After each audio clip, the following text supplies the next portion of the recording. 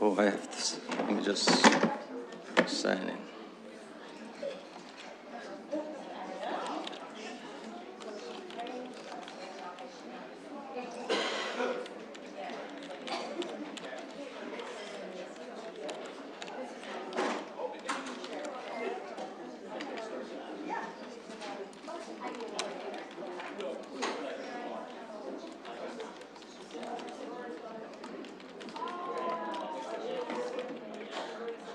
Thanks very much.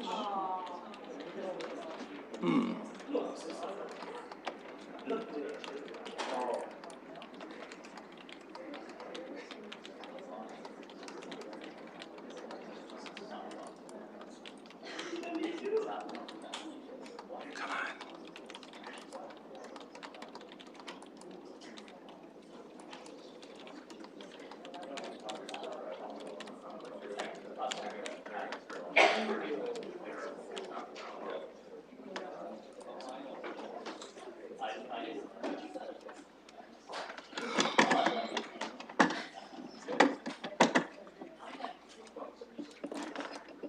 I think I've signed in, okay.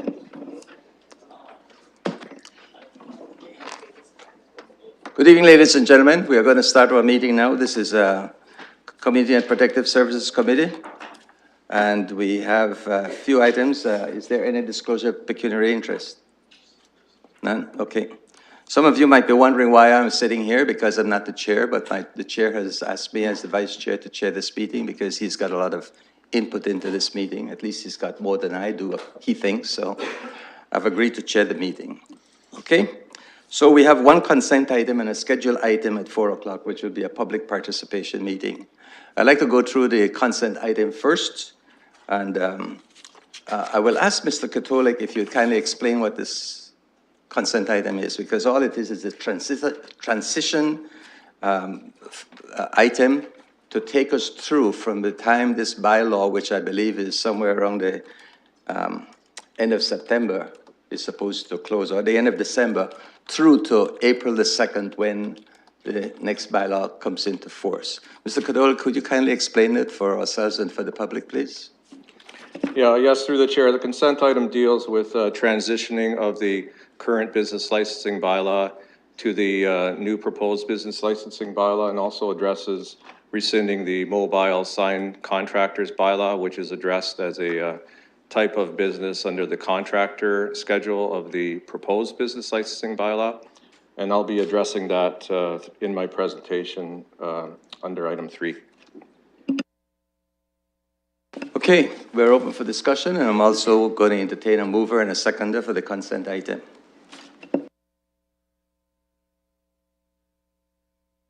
Moved by Councillor Armstrong. It's not on the screen. Do I have a Ken? Okay.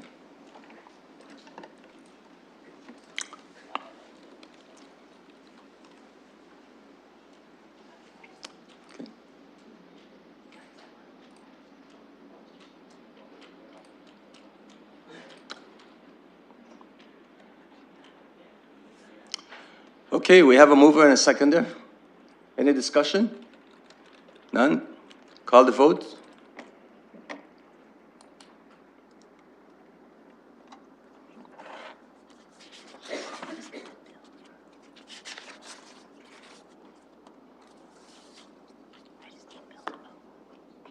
Who's it? Bill. He's still on. You done, Bill?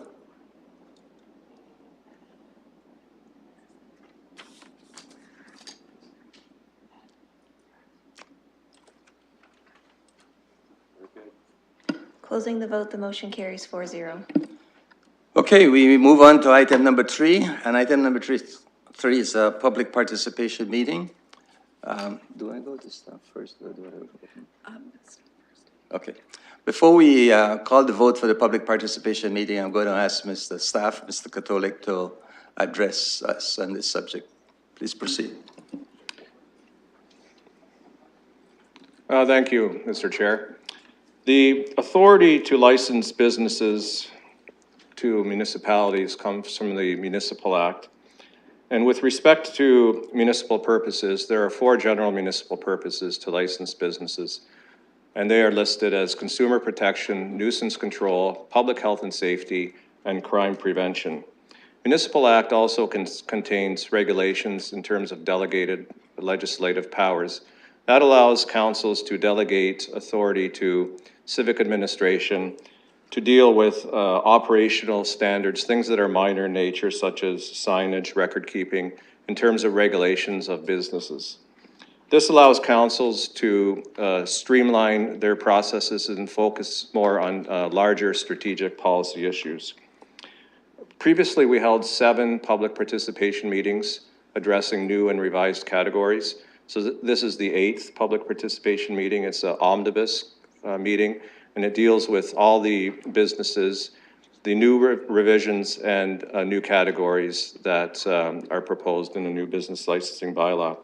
And I'm just going to touch on a high level of the various categories.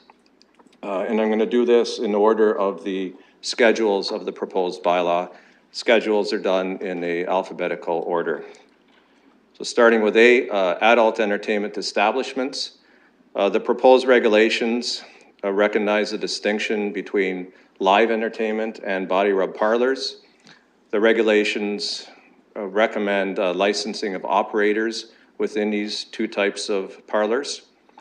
The regulations have a process for adding or replacing locations, recognizing locational separation distances from schools, daycares, places of worship, and residential land uses. And with respect to live entertainment parlors, the current no-touch regulations are maintained. Automotive service establishments. This is a existing category, but a consolidation of different types of automotive services. So the definition covers all facets of auto services, including auto sales, rentals, car washes, repairs, auto body shops. Commercial parking facilities is also an existing regulation that's been consolidated. The focus is on consumer protection and providing information to the public when they park at these facilities. So regulations around form and content of signage, information on the signage with respect to fees, fares, management of these lots, and maintenance standards of these lots. Contractors is a new but yet consolidated regulation, so we're focusing on 5 types of contractors for consumer protection, and these are listed on the screen: driveway contractors, roofers, pool installers, mobile sign installation, and plumbing drain layer contractors.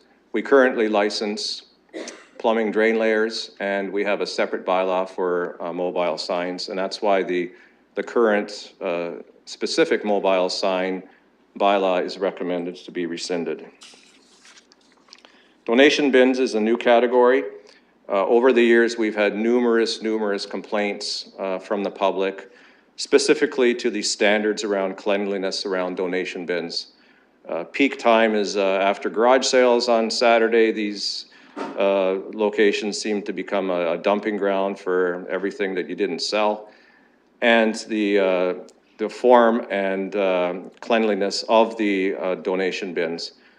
The regulations focus on permission of the property owner. Believe it or not, there's donation bins located on properties with the property owner not even knowing that they're there, including the City of London being the property owner. And we also have regulations focusing on the construction of the bin. There's enough bins out there that are metal in nature. These homemade bins made out of 3 sheets of plywood will be no more. Door-to-door sales is a new category, and this was in response to complaints from citizens about people getting scammed at the door for a variety of services and goods. The regulations focus on the door-to-door sales, employer maintaining a list of employees that work and do their services at door-to-door, having police record checks of these employees, and have a format of identification on these employees. Most likely it'll be form of a lanyard that'll be offered by the city. Tobacco and e-cigarettes, this was largely a health unit initiative. They are the enforcement agency for compliance for provincial and federal regulations around these types of products. The focus is if you license these products and there's continuous violations, the license manager can suspend or revoke the license, which will bring, hopefully, the operator into compliance with federal and provincial regulations. Food premises is an existing regulation, but yet it's a consolidation of the regulations around restaurants and food shops.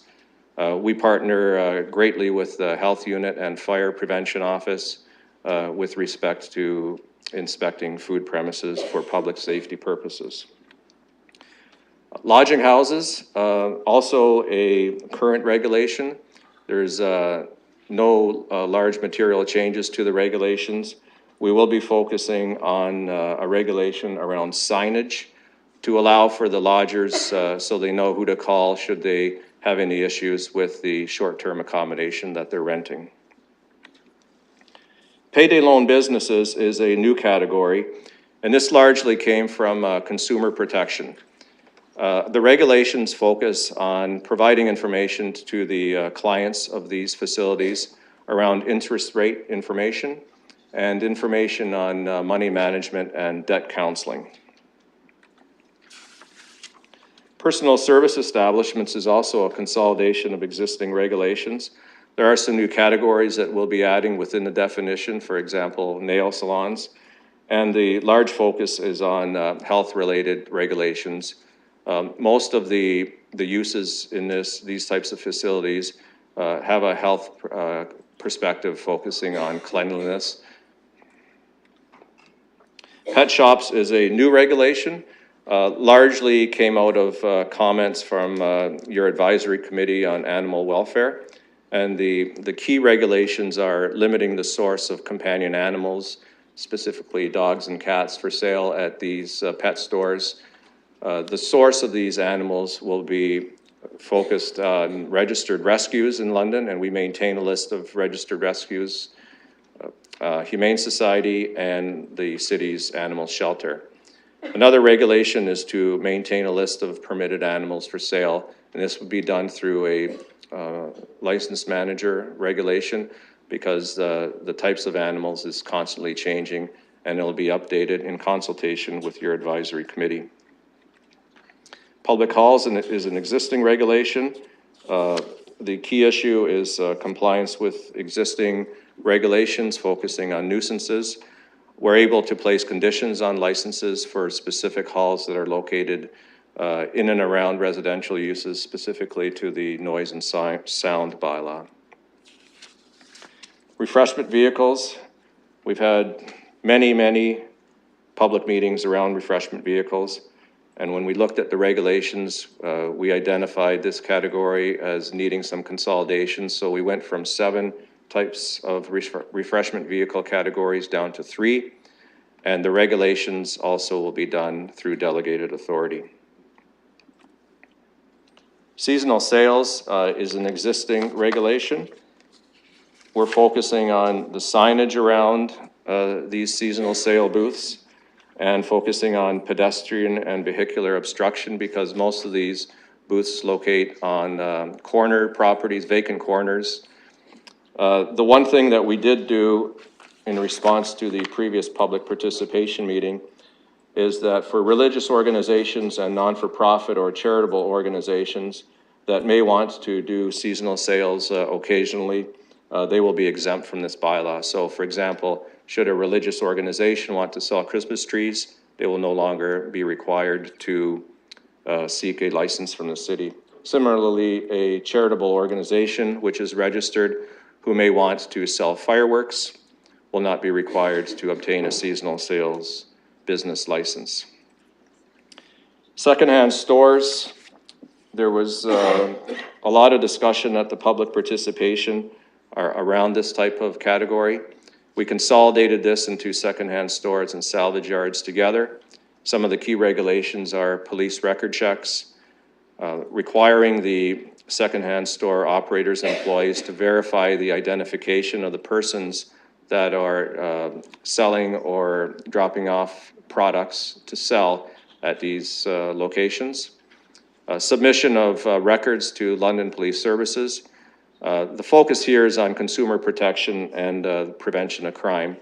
And to have a hold period of 5 days, so if somebody brings in a product to one of these locations, the location must hold the product in abeyance prior to putting it out for sale or display. We do, because of the comments received at the previous public participation meetings, we did include a number of exemptions. So goods donated for the purpose of resale to raise funds for a charitable cause will no longer require to be licensed. Secondhand stores that work or deal specifically in items such as books, clothing, and antiques. So for example, a used clothing store will no longer require to be licensed. Unsolicited towing and storage. The most recent public participation meeting addressed this issue, and largely the issue has been resolved because of the private parking enforcement program that's run by the city that allows private individuals to issue Part 2 charges, parking charges to vehicles that are in contravention of parking on private property. However, we felt that it's still necessary to have regulations should this issue pop up again where cars are being towed. So the focus is on required signage, information provided to London Police Service once a tow has begun, and a format of a logbook for the tow operators. The transition to the new bylaw, I already talked about the current bylaw and the expiry date extension. So the current bylaw expires at the end of this year, every year on December 31st. We would be looking for an extension of existing licenses to April 2nd. We're focusing, as always, on education once a new bylaw comes into force and effect, educating current licensees, educating prospective licensees on the application requirements. The fees are listed in Schedule A. The fees were determined by looking at the projected enforcement and administration costs and averaging that over a future of 5 years.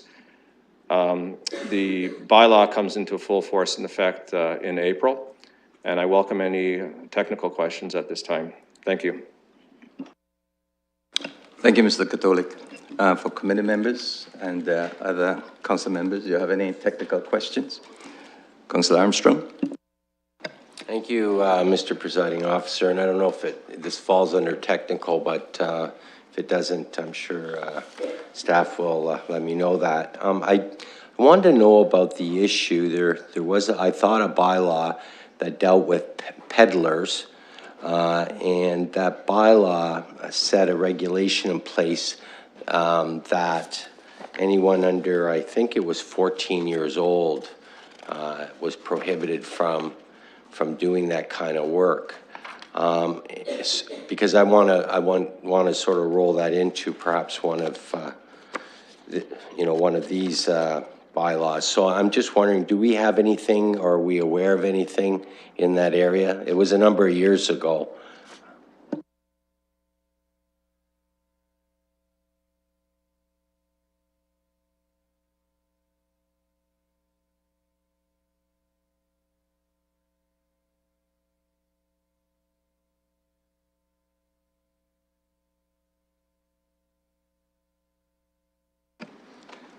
Through the chair, we'd like to take some time to look up some possible council policies in that regard, and we can respond back accordingly after the public participation meeting.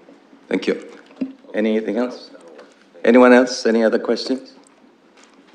Councilor Van Holst. Thank you very much, Mr. Chair, and through you, just wanted to ask about the daily electronic submission for the second-hand stores.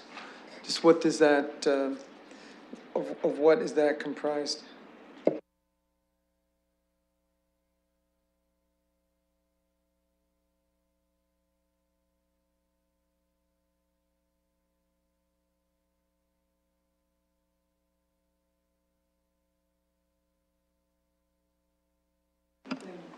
Through the chair, that would be a report required to be submitted to London Police Services. And it would require the date and time the goods are acquired or received, a complete description including a photograph of each good or a lot of goods, including the make, model, and serial number of the good, the manufacturer's name, and any distinguishing marks. And this report would only apply to the following goods: electronics, jewelry, sporting goods, bicycles, power tools, collector coins, and currency.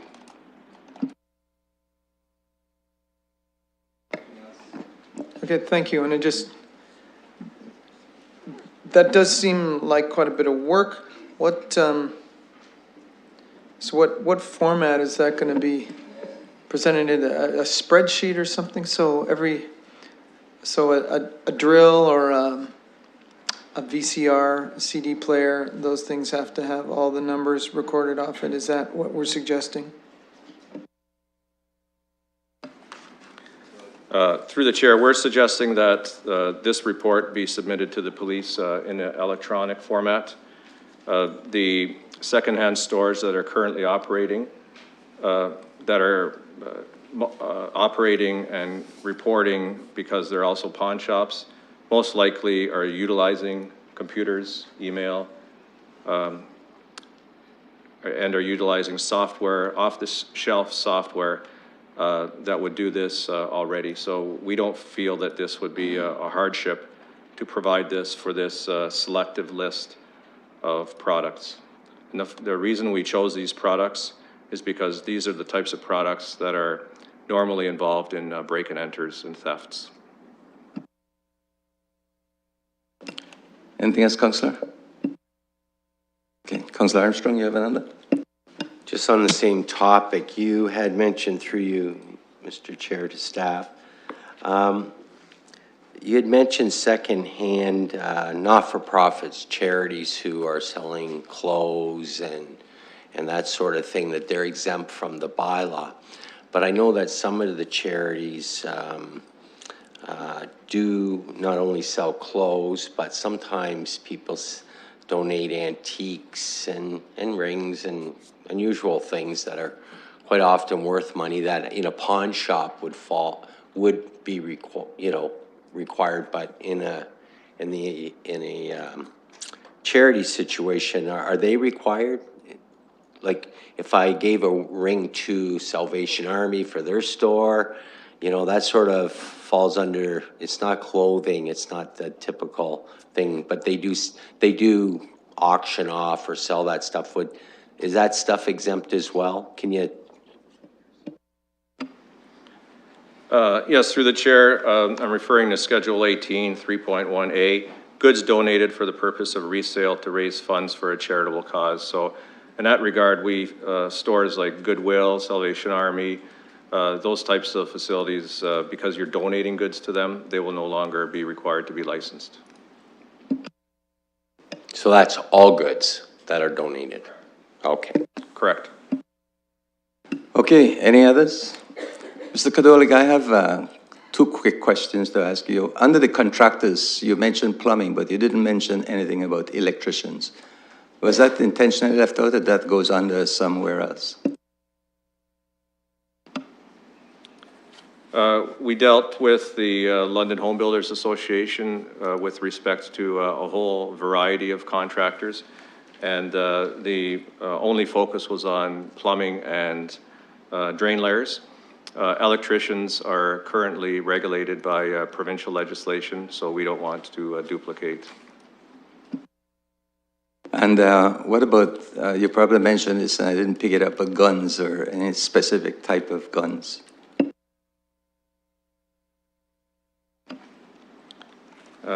We did not look at that at all. We had no public comments in terms of gun sales. Do you know if those are regulated by federal and provincial government, though, gun sales? I know there's a registry for gun sales through the federal government. Okay, thank you. So I'll entertain a motion to go into PPM. Do you have a mover?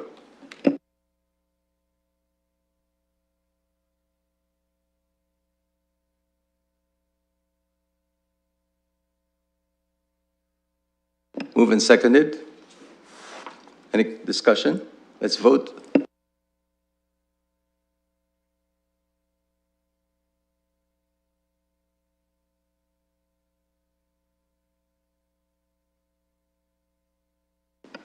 Closing the vote, the motion carries 4-0.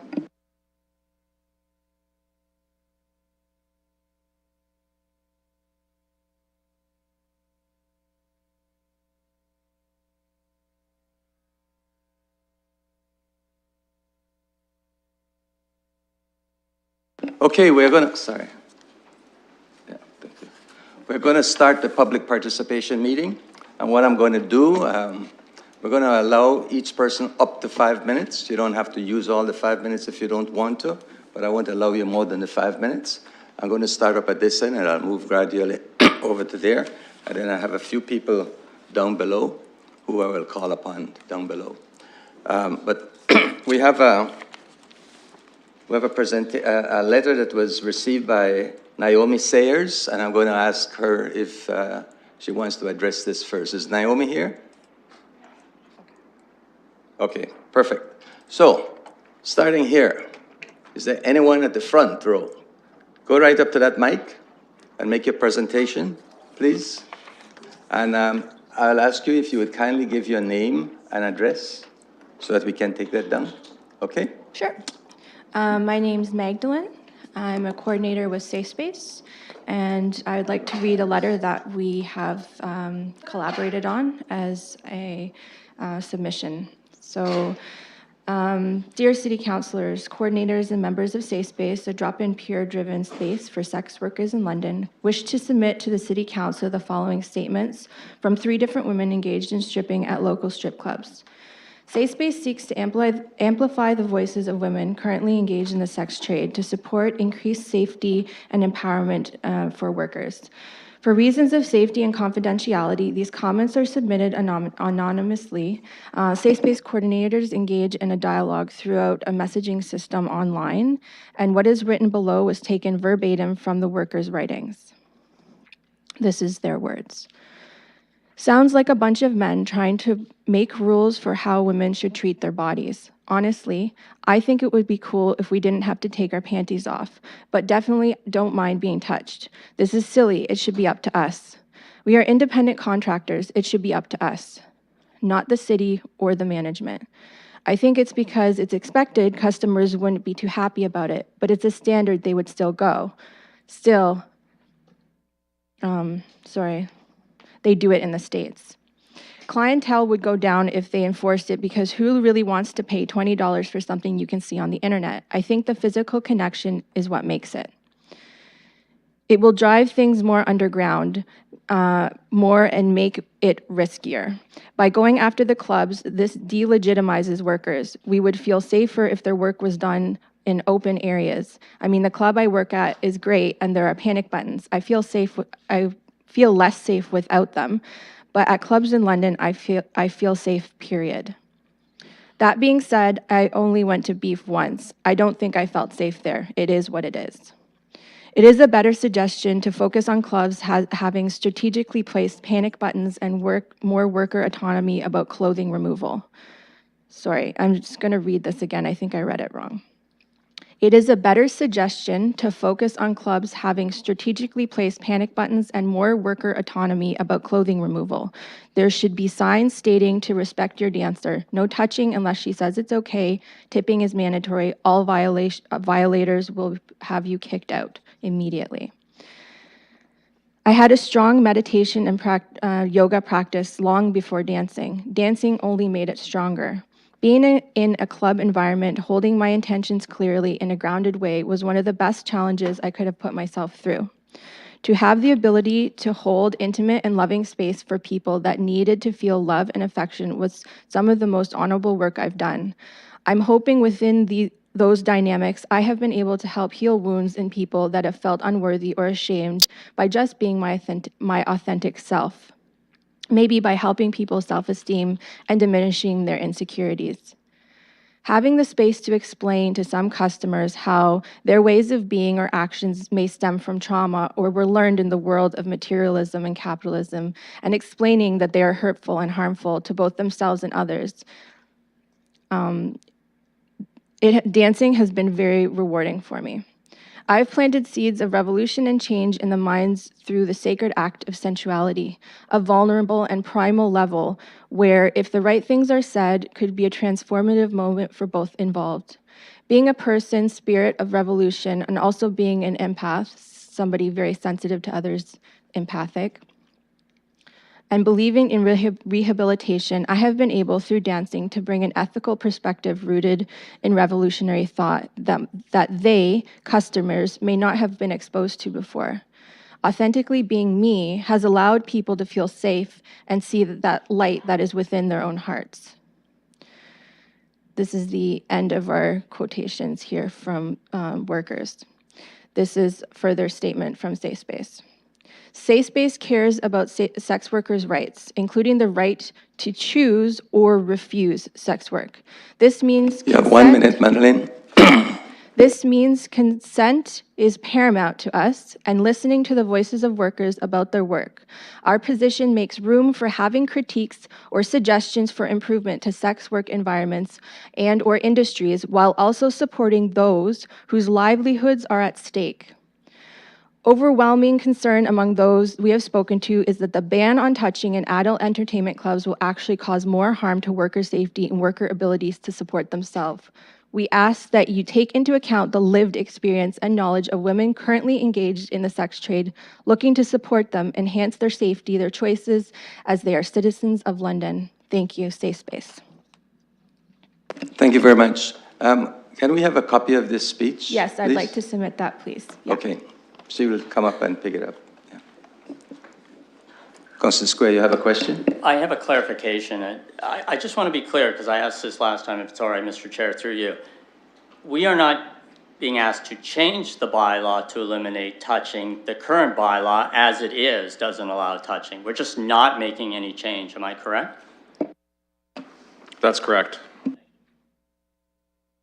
Okay, so am I going? Okay. I'm going to continue up at the front, and then we'll come back along the second row. Is there anybody at the front there who would like to speak? Any of you? Anybody there? Anyone there? Anyone there? Come up here, sir. You? Down at the front? Okay. My name's Gary Brown. I live at 59 Rideout, apartment 35A. I didn't know if I would be speaking on this issue for the last few months. I've been pretty quiet, but I read a lot of the posts by a women's group, and quite frankly, they sound like advertisements for strip clubs, and I apologize. That's how they read to me. And I read comments from other women's groups, and they say we absolutely should not be doing this. This is the sex trade. We do know a few things about strip clubs. And we know in London about strip clubs. We know they bring crime, they bring organized crime, and they bring drugs to our city. That's not disputed whatsoever by the police chief or anybody. None of you folks here know any different, because it's true. We know the effect it has on neighborhoods. We just have to look at the old East Village. What is the single most transformative thing we did in that neighborhood? The Rendezvous was closed in their backyard. And I've yet to hear anybody say they want a strip club in their backyard. We're literally going to license, well, we've denied it, but they're appealing a license for a strip club in Argyle, in somebody's backyard. I looked at the map. That is a community. And I have to think how I would feel if this was being licensed in my community. And I can tell you, I would be absolutely outraged. So I do stand here with your community today and say you're not alone. That we know the effect this has on a community. We know the crime, we know the organized crime. And I understand your arguments that it is a safer place than it being underground for women. I don't argue that point. The question is it a safe space for women? That's the question you must ask yourselves. Yes, we undoubtedly would probably consider it safer than being in somebody's basement. Yes. But is that a safe space? Is it safer in your communities to have an establishment, a strip club establishment? You know, I look at careers that we encourage our young daughters to go into. I've never had one of them ask me to be a stripper, not in my entire life. I look at Sylvie Payette, who just became our Lieutenant Governor of Canada, or Ontario, I forget which it is. That is something to aspire to. To be a doctor, to be a nurse, that is something to aspire to. Being a stripper, I'm sorry, I don't know any young girl that aspires to do this. It is a product of circumstance, is what I have seen throughout my entire life. It is not a goal. Should we not spend our time figuring out how to make better opportunities available for these young ladies than trying to regulate what is really, I think, a dangerous trade? And yeah, I say again, I would not want this in my neighborhood, and I challenge anybody to stand up and say, I'd like this in my backyard, because that's really what you're saying. And I think the people of Argyle deserve a little bit better than that. Thank you. Thank you. Thank you, Gary. That's the Governor General of Canada, by the way. Sir, do we have you? Go to the next row then. Go.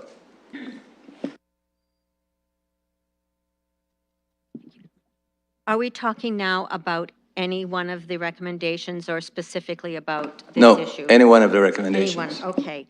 I'd like to discuss the pet shop and including the positive list. My name is Vicki Van Linden. I live at 431 Ridgewood Crescent here in London. I'm speaking on behalf of Animal Alliance of Canada and Animal Protection Group and myself as a local longtime Londoner and animal advocate. So basically, I really want to thank staff for this recommendation, and I hope that you will support it as written. Basically, the simple regulations to source all animals, all companion animals for sale to come from rescue and shelter sources.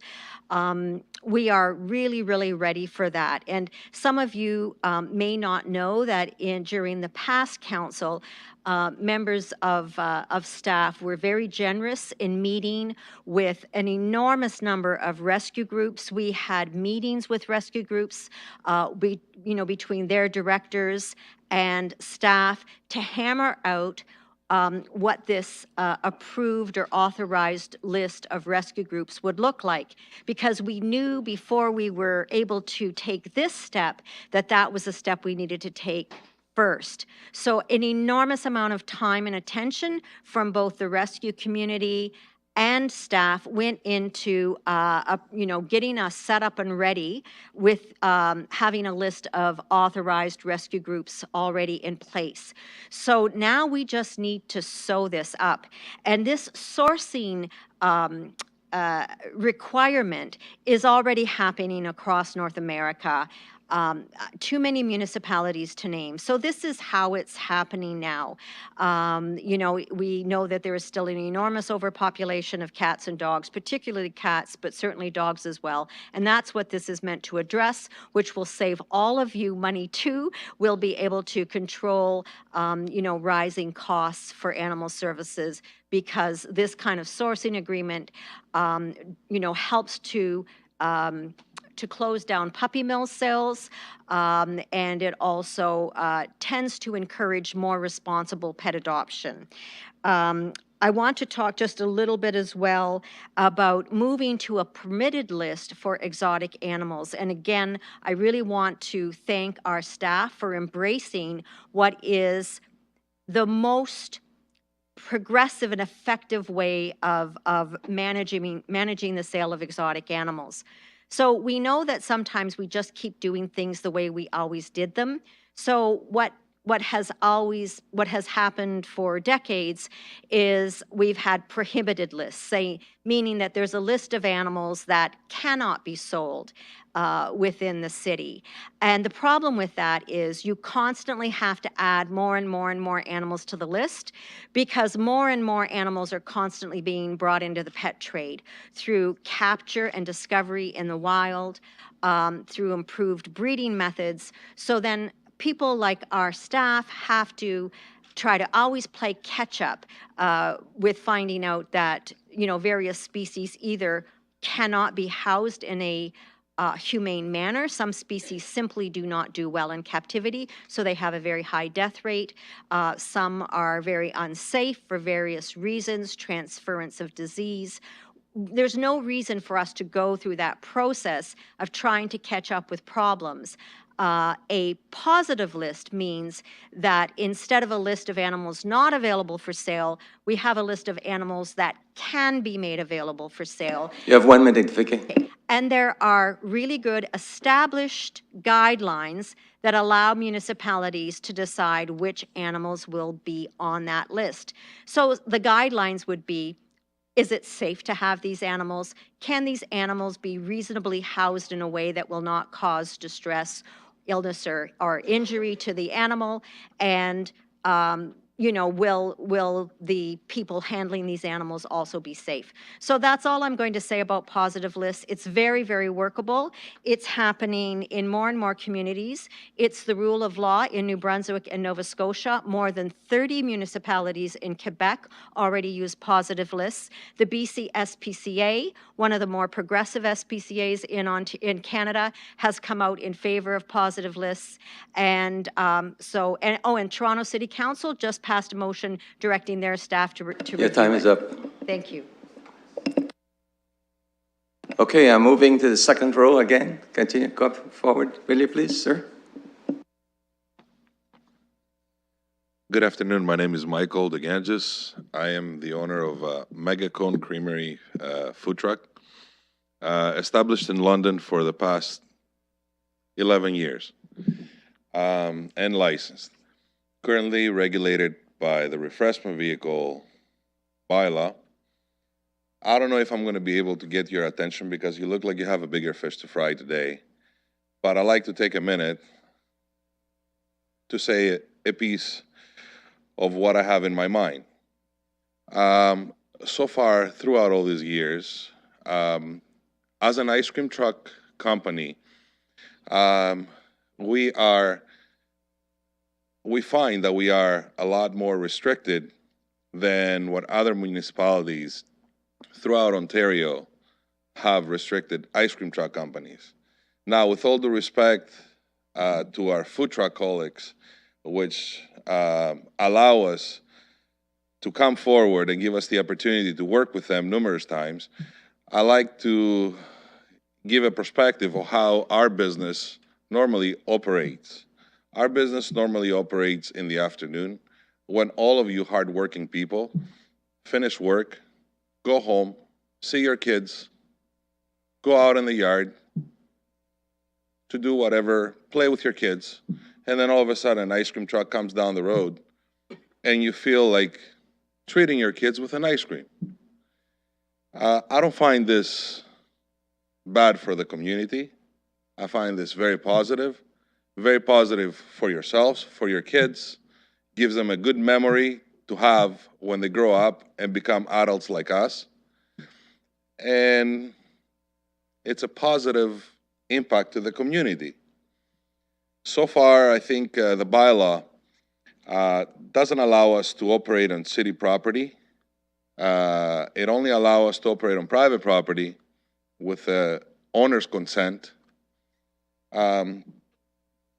which makes us feel like crickets, enclosed in a box, free to jump all we want, but not higher than what you regulate us. We like to feel like birds. We like to see a real potential of our business. Throughout all these years, we operated with no complaints whatsoever, and if there is any, it's not into my attention. I'd like our friends from the licensing department, if they have any of complaints, to please come forward, and we would like to correct ourselves. We'd like to work with the licensing department and correct if there is any. But we would like the opportunity to be able to work same way the ice cream trucks work in other municipalities, meaning 200 meters away from an establishment that sells the same product, 200 meters or 500 meters away from schools, school zones. So this way our big vehicles don't create any kind of distraction of the kids. And we do all these things. We already do all these things.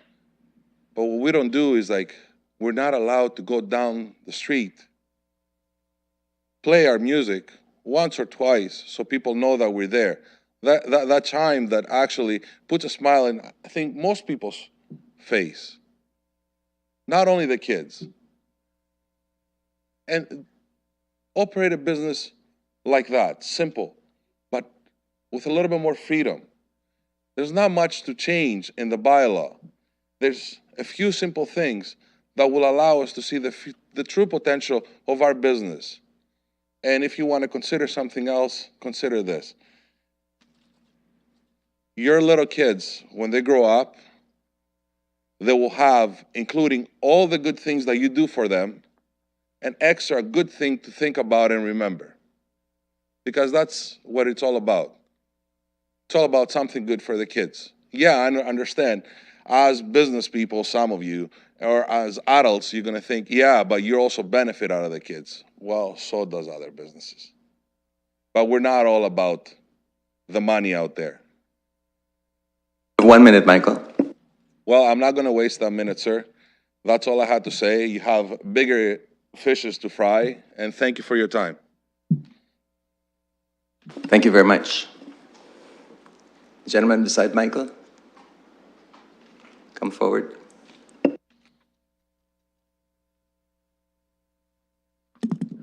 Thank you. My name is Todd LeBlanc. I'm with the Cocoaville Food Truck in London. Seen a few faces here on a few different occasions. Wanted to thank you very much for the considerations that I'm seeing with regards to our fee schedule that I know some of you have been doing battle with for the last 2 to 3 years. I want to acknowledge the fact that we are seeing significant progress in the sense that up until this new potential amendment, we were paying $1,225 a year for our license fee. It looks as though in a Category 3 food truck, which makes us mobile, the consideration is down to $500. And I think that's amazing, incredible. I very much acknowledge it and appreciate it. My only questions to council, which I hope I may be able to leave with an answer on, because I still don't understand. I struggle with understanding why, if we were stationary and not moving from one location to another, which obviously we're incurring significant costs in doing, but if we were parked in one location, permanent food trailer, we would be paying $170 a year. But because we are mobilized, incurring far more costs, we're subject to being now down to $500.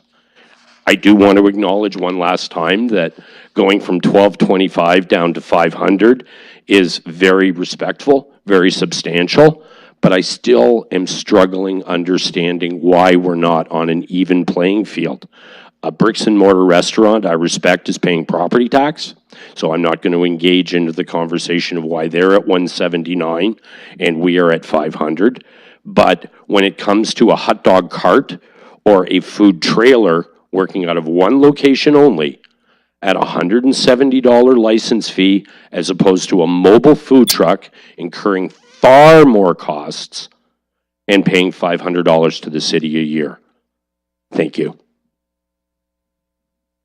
Thank you, sir. I'll go down. I passed you already, didn't I? So why didn't you come forward? Okay, go on. To the mic over there.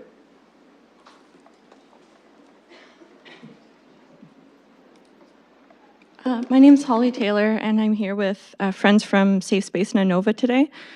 And I recognize that we're not here to dispute the current bylaw, but rather to have some conversation around the potential effects of it currently. So I think that most of us in this room share the goal to achieve safety for women. We're talking about women who are engaged in in exotic dancing who are working in strip clubs, and the effect that the current touch policy or no contact policy is having on them. So we've heard tonight verbatim from sex workers that they feel empowered, they feel safe working in current establishments, that there might be some things that they would change, but ultimately this is their livelihood, and they have choice. They have the ability to do this work or not. We've also heard that, potentially there might be other options available that some men feel young girls would prefer. I think that there are lots of things that we could do to work towards equality for women. I think that we could look at things like affordable housing, affordable childcare, attainable education opportunities, closing the wage gap. These are all, very, very important goals to work towards. But where we're at today, we're looking at a situation where women are working in a space that's offering them safety in the context of an occupation that is said to be the world's oldest occupation. So if we're talking about, women who are indicating that they're going to do this type of work, and we're looking at where they're going to be doing that work and what type of protection is going to be available to them, we need to acknowledge the very real consequences of enforcing a bylaw that might push them out into the street, into the industrial park, into the basement, into the perpetrator's back seat. So we had a constitutional challenge that was launched not so long ago, and it was determined that yes, these laws were impacting the safety of women who are engaged in sex work, and it was determined that we need to revisit that. We need to look at what we can do to keep women safe, and by criminalizing sex work, by criminalizing the women who are engaging in sex work, we're not accommodating that end goal. We're not looking at how we can protect women who are doing this work. If we are talking about, the fact that prostitution is, as it's called in the law, is legal for workers, but not for people who are purchasing, we also need to recognize the impact that that's having on women who are engaged in the trade. So if these laws are suddenly enforcing a no-contact rule and patrons are not attending at strip clubs, that's going to push women out into the streets. It's going to be the same outcome as if we had approached it the way that we did previously, which we know ultimately resulted in violence directed at women, sexual violence, physical violence, murder. So we need to acknowledge that that is the potential outcome and think about how we want to approach that, how we want to deal with that, and not only hearing from people who, again, as I said, I think really genuinely want to keep women safe, but hearing from women who are doing the work and listening to what they know that they need to keep themselves safe. Thank you. Thank you. If any of you at the front want to decide to change your mind and want to speak, I'll come back to you, okay? I'm just going to continue in the second row. Anyone else up there? Second row? Second row, up at this end? Third row?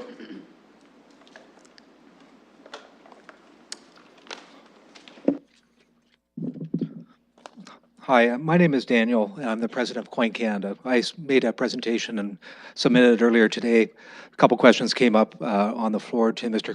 Kurtolik, which addressed some of my concerns here, and I need to actually probably flush that out a little bit here too. And I'm not sure, can I address directly to the floor for an answer, or is this in general?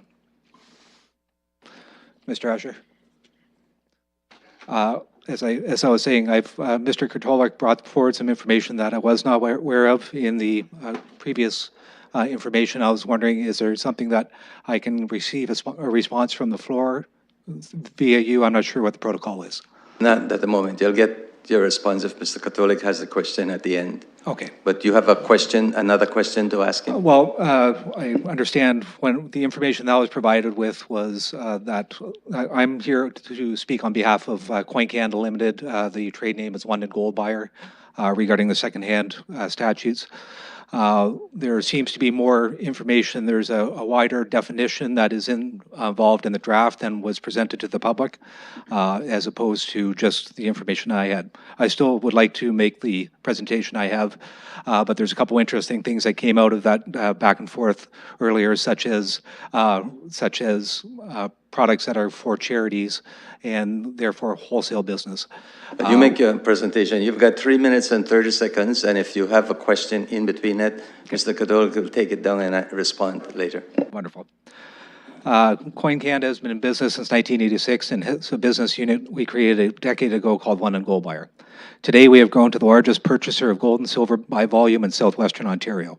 Due to this, the proposed bylaw changes are going to have an outsized impact on our business over any others.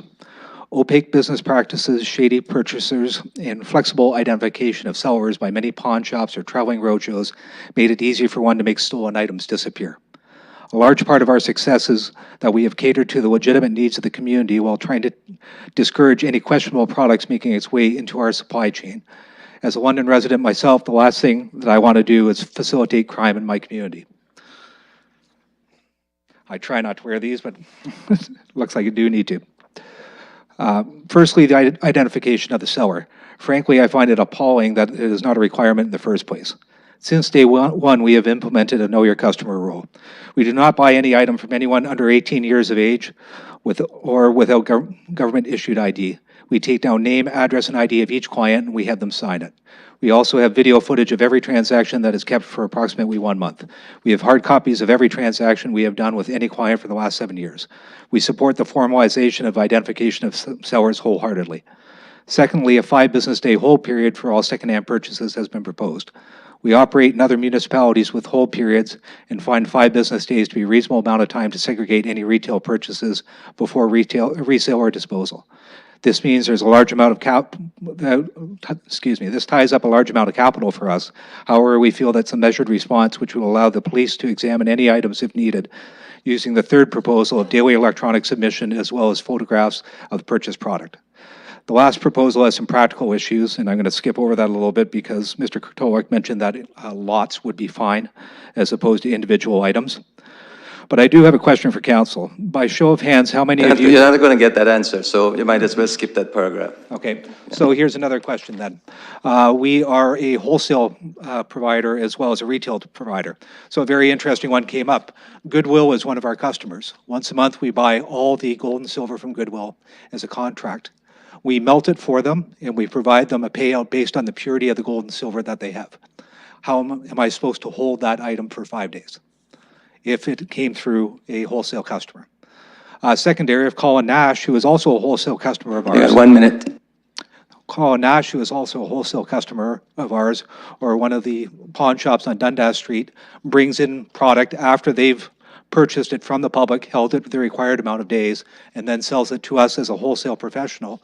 Are we supposed to hold that block of material that we have created by providing our service of melting, assaying, and paying them out on that product? The rest of it is on the record. I will leave it out for you to discuss. Thank you. Thank you very much. Is that, sounds like the same letter you sent us earlier today. Is that script for script? Okay, good, thanks. Okay, anyone else there? 2 folks at the back, you want to speak? Anyone else at the front want to decide to come forward? Anyone else up at the top in the gallery? Okay, thank you. Now we have a few folks down below. Can I see a show of hands who will be speaking from down below?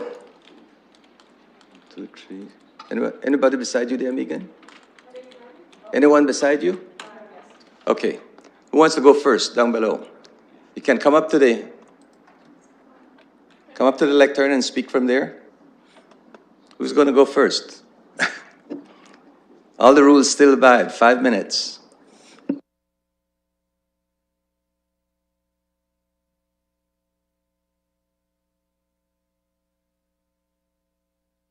Here? Yeah. Okay.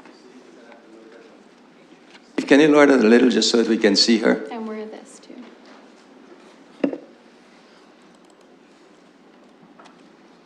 I'm sorry. No, the safe space one.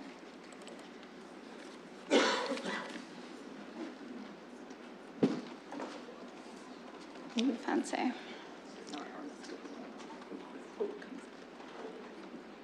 But will I know? Okay, so my name is Julie. I live on Lauren Ave in Old East, formerly EOA. I'm here as a coordinator and a co-founder of Safe Space. We're located on Dundas, and we're a drop-in center for sex workers and any women in need. So we are made up of a group of women who are current sex workers, past, or allies. We've been running for almost 8 years in November. We're all community funded, and yeah, so what's unique about us is we offer a place where women can come not as victims, but just as they are, and we are welcoming and non-judgmental, and we try to create a very positive environment where women can grow and support each other without feeling judged. So there aren't any other services like ours where, you know, women know when they come in, we respect their right to choose or refuse sex work. So what we're hearing in Safe Space is a lot of fear. And I just want to say there are current dancers and sex workers here right now, just so everyone doesn't feel like we're talking about some young lady who's not in the room. And, you know, that could be a nurse as opposed to a doctor or a dancer. So yeah, we're hearing that it's a constant attack on the clubs, and currently that is one of the spaces where women can work with more safety and dignity. And yes, there is no way of assuring complete safety anywhere. But yeah, we're here to kind of challenge the constant pressures on the clubs, and more to suggest that council and people really start listening to the voices of women who are current workers. Yeah. I don't know how to do that. So yeah, when you come into the space, we are really clear about choice and consent. So to us, consent is the difference between sex work and not. So yeah, we just want the women who are doing the job for their voices to be heard. And I think not only, you know, do they face having to, you know, present one way to access different services, but there is a fight of the stigma too. So it's a lot harder for women who are currently in the trade to come forward and publicly talk about what they feel should stay or change in clubs or in sex work in general, because it does compromise their reputation among you know, neighbors and other jobs, because there is so much judgment and stigma about sex work, you know, being a last resort, or you know, something that is for women who are messed up, or you know, whores, for lack of a better word. And all of these things are considered to be super negative. So yeah, we feel like we need to amplify the voices of the women who come into the space, who have chosen this work and want to continue working without feeling like their clients or themselves are constantly under the spotlight for being targeted for issues they're not even saying are a problem for them. And I'm not saying there aren't issues and that, you know, a lot of non-consensual acts don't take place, but like Holly said, I think that's a bigger systemic issue, and we do have to really start listening to women in the workplace in general, whether that be sex work or any other field of employment or any other trade. Thank you. So thank you for this opportunity to speak. Just a second. Your name was Julie, you said? Okay. Go ahead. Before I read what I've written, because I'll read from a script I've brought, I would like to honor everybody in this room who has been personally impacted by this issue and really break down that this is an us and them issue. It's been pitted to be really polarized. This is a very intimidating process for people to engage in, particularly to sit and hear people talk about their lives as though they have an insider voice. So I want to honor the courage to actually step into this space and listen and bear witness to this process. Would you give us your name also? Sure. My name is Dr. Jody Hall. I have a degree in Women's Studies and Sociology and a PhD in Health Professional Education from Western University. I'm also a full-time professor in the School of Nursing at Fanshawe College and an adjunct associate professor in the Arthur Labatt School of Nursing at Western. So I did not start my career off as a professional academic. I actually began at the front lines in violence against women's community. I worked for years as a relief counselor at Women's Community House and a full-time women's advocate at Changing Ways.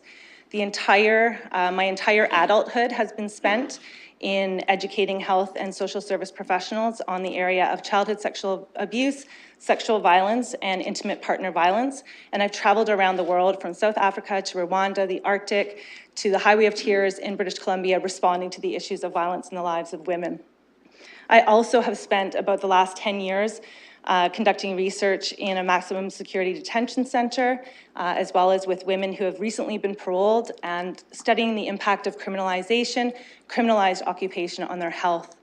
So today I'm here on behalf of a research partnership between myself, my colleagues at Western University, and Safe Space. So just in case you don't remember, Safe Space was actually nominated for a Pillar Innovation Award last year for their grassroots effort to create a space that supported sex workers and those interested in entering, existing safely within, or exiting. So it's not an either or, it's whatever phase that you might be in your relationship to your occupation, Safe Space will hold you in that space. So after months of volunteering, I actually approached Safe Space as somebody just about to defend my PhD. I volunteered there for months. And then I started to talk to them about what a research partnership could look like to assess the needs of the women that were accessing the space. I had resources because I was based in an institution and they had needs that they wanted addressed. We simply together worked and asked the question of people that were coming into the space, what would help you to live with enhanced safety and dignity in our community? It was left wide open for the people that came into that space to define for them what their occupational health and safety needs were right here in London, Ontario. So over the past 6 years, we have conducted over 50 interviews, focus groups, hundreds of hours of observation, meaning researchers standing in the space, watching as people came in and listening for what their needs were and what they were being requested. Not one time have I heard or was put on the record in our data collection that people wanted increased surveillance in their lives and that was policing their occupation would not contribute to their lives in a health and sustaining way. What they focused on was relationships. Relationships they had to public space, relationships they had when they had to seek services in organizations that did not value their work as they expressed it. So being told, you're not a sex worker, you're a prostituted woman in the course of seeking services, or being unable to be seen as the right kind of victim to access traditional services available. So they talked about relationships to Safe Space, what was possible in a space that could hold how you self-identify and who you are in your work. And they talked about how that kind of space allowed them to see themselves as something other than deviant or a wayward woman in need of rescue. You got 1 minute. Okay.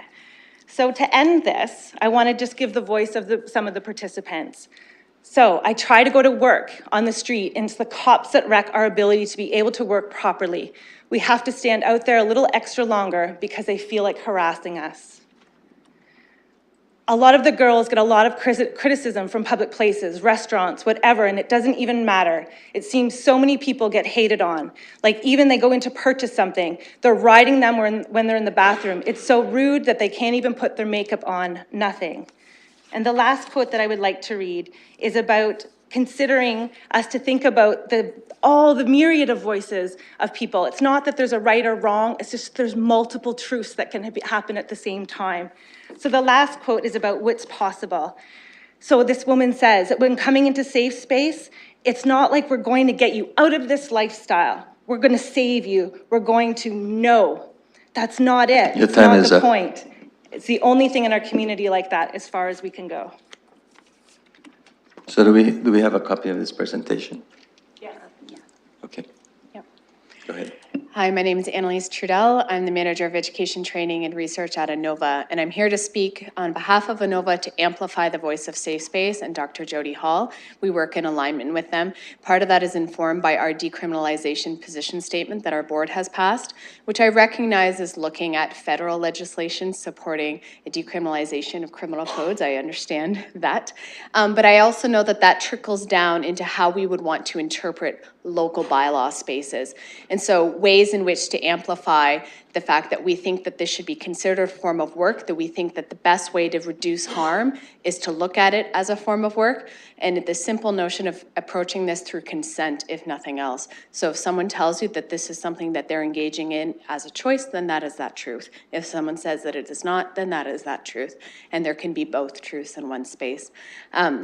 So I'm not here to take up much more time other than to just leverage that ANOVA stands behind the notion of a decriminalized position, and that what that would mean for us in terms of bylaws is the existence of safe strip clubs and ideally a no-touch, removal of the no-touch provision within that.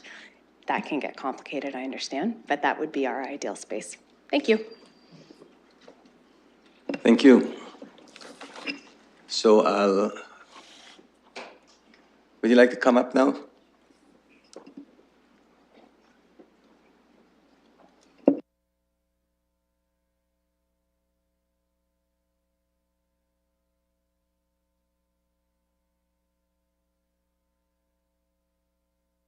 And managers in relation to the adult entertainment establishments located in London. We have made submissions previously to this council, and with respect to the bylaw that has been just revised, we offer the following position on behalf of the entertainers and the managers of the clubs. And in keeping with what you have just heard with respect to the independent speakers relating to the support of the entertainers in this industry, it is our position that the no-touch prohibition should be removed from the bylaw. There is no legal basis for the no-touch provision. It is unworkable. It creates an enforcement quagmire that causes, yes, convictions, which Mr. Katolik made clear at the last council hearing, that the reason for keeping the bylaw was for that it was workable in obtaining convictions. With respect to that statement, it is our position that that is an improper purpose, that it is not the purpose of a city to impose or to enact a provision that would penalize a party rather than to create a provision that is workable and sustainable in relation to the workers who are in these establishments. With respect to the no-touch provision, it would be ideal if the no-touch provision was removed from the bylaw. However, in order to assist this council, and from the decisions of both the Courts of Appeal and the Supreme Court of Canada, it would be advantageous if the provision was not removed to at least define sexual touching or sexual contact, and to have a prohibition for sexual contact only. And other municipalities in the province of Ontario have made that clear. So there's no misunderstanding. We have a workable provision. Everyone is clear and precise as to what touching can be done and what touching cannot. I understand the position that has been put before you, that is consent between two adults, which we agree with. However, if the city needs to have something in order to maintain its rationale for some kind of provision, then it would be imperative that this council look at how to define that so it is clear and workable, and we don't have the enforcement provision coming in and charging for touching that is allowable, which our Ontario Court of Appeal has clearly stated that it is not all touching that is prohibited. The Supreme Court of Canada has clearly stated it is not all touching that is prohibited. So we understand where council may want some kind of definition, and in order to assist the workers, we would also ask that, we ask that you consider this position. In relation to the managers, we have stated before that there is nothing in the Municipal Act that allows for the licensing of individual persons. Clearly, when you look at your bylaw, clearly it says that there is a power that is delegated to licensed businesses. Businesses of all types, businesses of trades, businesses of what we've just heard, all of the categories that have been put up before today that are also before this council for revision. And we have not had a clear rationale as to why there has to be a new category. You have 1 minute. Thank you. We have not had a clear rationale as to why there has to be a new category of licensing operators. As we have stated in the past, these establishments have been operating for many, many years, and all of the safeguards that need to be in place for the operation of these establishments have been clearly set, and they have continued for all these years. And again, you have an individual who is being licensed under a bylaw that is not an owner, that is not a business. And we would ask you to reconsider the position of licensing these individuals. Thank you. Thank you. Sir.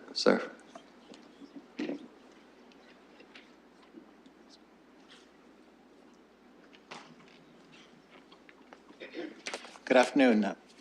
My name is Christos Vitsenzatos. I'm counsel for the three adult live entertainment establishments here in London. I wish to thank Ms. Smout, Ms. DeForest, and Mr. Katolik for the meetings and the dialogue we've had, and I thank each of you for the efforts that you've put in today. I'm going to limit my comments to the issue of surrounding the licensing in the adult establishments. I do adopt the position in the comments made by Ms. Simone, and I thank her for making those comments. I also wish to thank Dr. Hall and Dr. Dell for their comments. I think this is an issue that needs to be revisited as it relates to the no-touch bylaw. But I want to talk about the licensing for the time being. The present license, the proposed bylaw establishes two categories, an owner and an operator, with the owner having to be licensed both as an owner and an operator.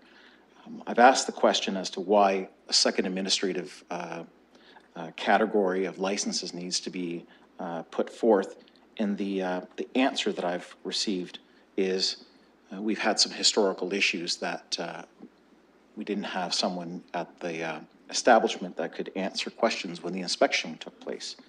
I challenged on that, and I haven't been provided with any evidence that actually has taken place. And in any event, the management hierarchy in each of the three establishments always mandates that there is someone in charge. Someone is there to answer questions. Someone is there to deal with issues. And someone is always there to ensure that the clubs are properly managed. Be it the owner, a manager, the DJ, always have music, or a bartender. Somebody is put in charge to ensure that compliance with the bylaws occurs.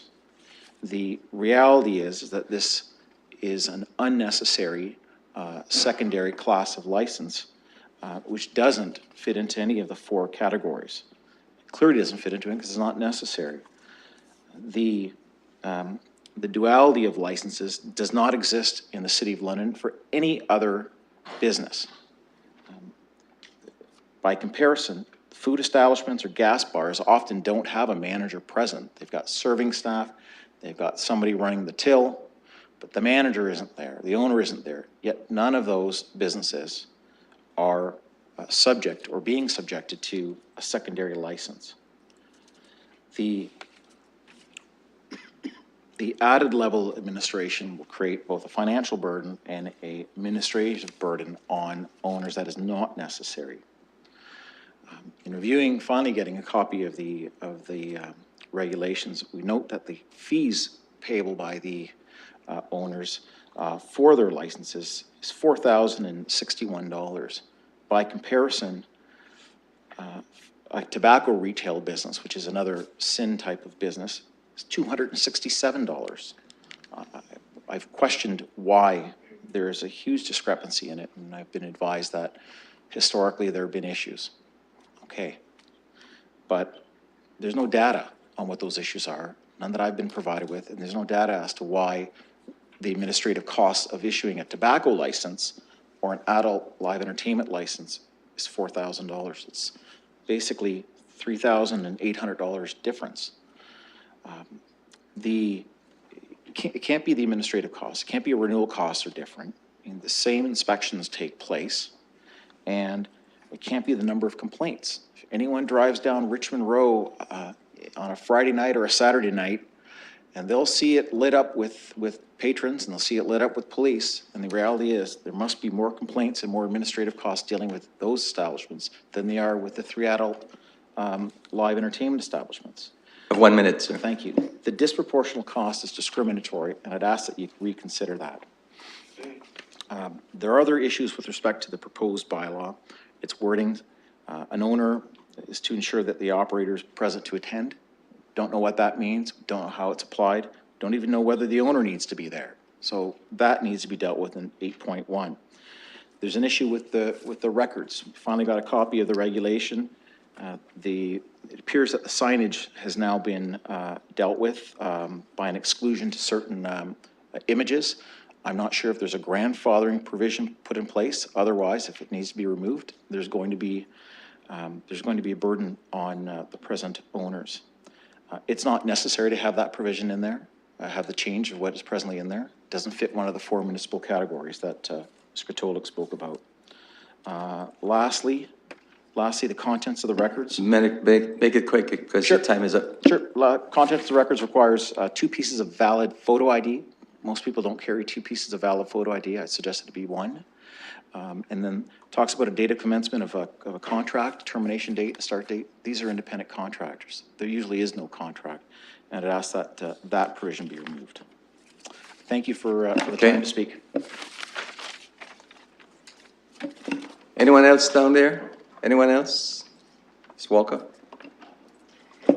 Mr. Chair, we generally have combined, as we approach you to speak, our staff presentations into one, which when Councillor Salih was chairing allowed us to do so. But if you prefer each of us only take 5 minutes and break this up, we can. I think it'll be faster the other way if I just present on behalf of the 3 of us, but whatever you prefer. Are they all here? Yep. Okay.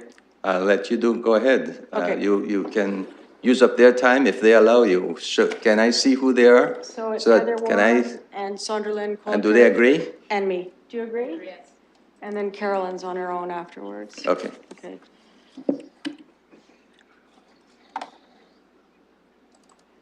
And then do I just hit which button now? The arrow? Okay. So thank you for giving us the privilege of coming and speaking on behalf of the many, many women, girls, and families that we serve around our programming. Our concern today is largely around inconsistencies with federal legislation. And the Protection of Communities and Exploited Persons Act was passed in 2014 by the federal government, the purpose of which was to reflect a significant paradigm shift away from the treatment of prostitution as a nuisance, which was found by the Supreme Court of Canada decision in Canada v. Bedford in 2013, towards the treatment of prostitution as a form of sexual exploitation that disproportionately and negatively impacts on girls and women. There are basically 3 relevant clauses today to that legislation. The purchasing clause, which makes it illegal for men largely to purchase sexual services from women.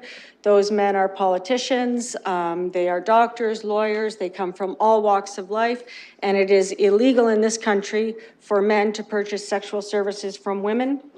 It is illegal in this country for prostitution to be promoted through advertising. So there is an advertising offense. And it is illegal in this country for third parties to benefit materially from prostitution-related offenses.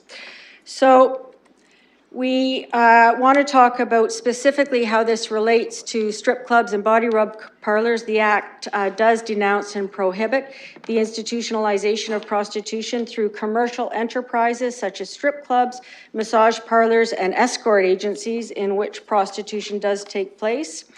And the Act further goes on to describe what sexual services are. And these activities include lap dancing, which is the touching provision, masturbation of a client in the context of a massage parlor, whether or not that client climaxes, and other acts that occur in a private room and that are sexual in nature, but that do not include physical contact between the client and performer, as in self-masturbation. I want to just talk about the Ministry of Municipal Affairs because we have reached out to them and they have advised that municipal bylaws cannot conflict with or frustrate the purpose of the provincial and federal laws, regulations, and legislative instruments. And that's an important note to remember because we are coming at the bylaw specifically to nuisance and health and safety of patrons, when in fact the Supreme Court of Canada and the resulting legislation ruled that nuisance and protection of patrons was inconsistent with constitutional matters, and in fact we needed to be focusing on the best interests and health and safety of women and girls who were involved in prostitution. So we do support the no-touch clause. We do believe that the bylaws should include a clear definition of what sexual services are as defined by the Government of Canada. We believe that there needs to be a shift in the bylaw away from nuisance and health and safety of patrons towards the treatment of prostitution as sexual exploitation and protecting girls and women who are disproportionately and negatively impacted. And we also believe that the licensing fees need to be consistent with enforcement, given that enforcement is the goal of the established purposes. I just want to address a few things. And I really wish I could be real with you about what we see every single day in our office. However, the stories are incredibly traumatic. Our staff has to engage in vicarious trauma counseling as a result of what we hear in our office. The truth is, and the reality of this is very difficult to listen to, but I will tell you that prostitution is inherently violent. And it's why it's recognized in the legislation as being violent and why it decriminalizes women and girls who are being prostituted, but criminalizes those who are purchasers. And we see every single day in my office the impact of prostitution on women and girls and their families. We see family members, moms and dads, who are searching for their daughters on Backpage or on another sex site. They're trying to determine if their daughters are alive or dead. And every day they go on and read the services that their daughters are being advertised to perform. And I can tell you that some of those services include fulfilling male fantasies of porn, rape scenes involving knives and other weapons, urination, feces, and vomit play, torture, and much, much more. And I would give you the much, much more, except some of this is subject to a number of criminal investigations going on in this country right now. So every day, these moms and these dads are reading what's happening to their kids. And if they don't see their kids advertised one day, they worry that those children are dead. And even when we're able to help these girls leave, exit prostitution, they are never the same as what they were before they left. They are traumatized. It takes years of trauma counseling, trauma-informed, woman-centered counseling to get them back on their feet and to a place where they can actually move on in their lives. Not as the person they were, but as a different person. And we know from lots of research out of London, Ontario, that there is a link between trauma, substance use, and mental health. We know that to be true. And we've seen a huge spike in this community in the number of substance use and opiate users. There are so much so that we've had to establish committees to address it. And we've seen now an initiative of Inova to move forward with the United Nations Safe Cities initiative. These are all related to prostitution.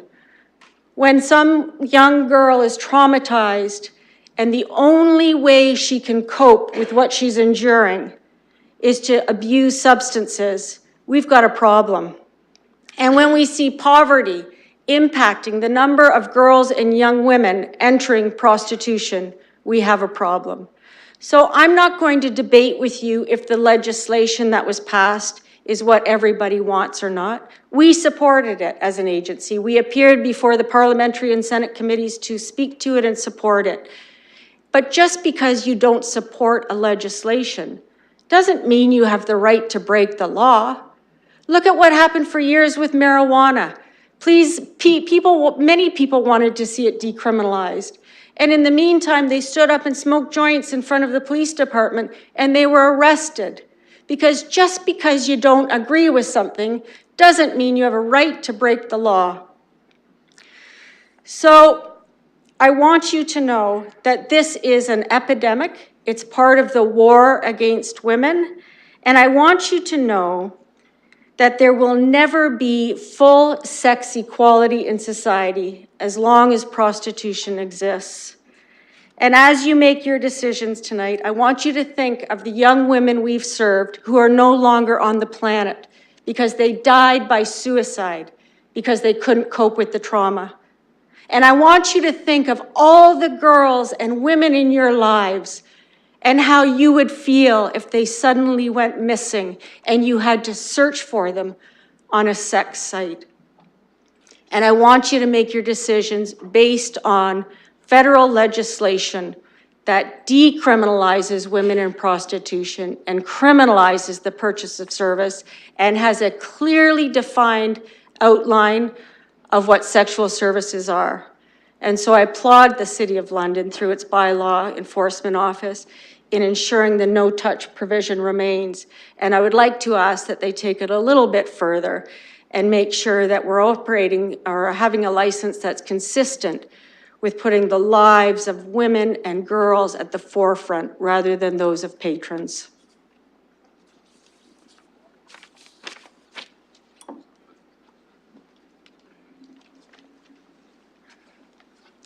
Hi, my name's Caroline P. Roberts. I'm on the executive of the London Anti-Human Trafficking Committee. I'm also a trafficking survivor of 8 years through the strip bars here in London and along the 401 corridor. I have also received a Queen's Diamond Jubilee Medal. I just need to ask you a question. Yes. Is Megan finished with the 15 minutes? Oh, I'm sorry. Yes, you've never heard me finish early, but I am. I didn't mean it that way. I just wanted to be sure where I was with this. Thank you. Go ahead. I was going to say I'm also received a Queen's Diamond Jubilee Medal for my work in this area of trafficking and sex work or the sex trade.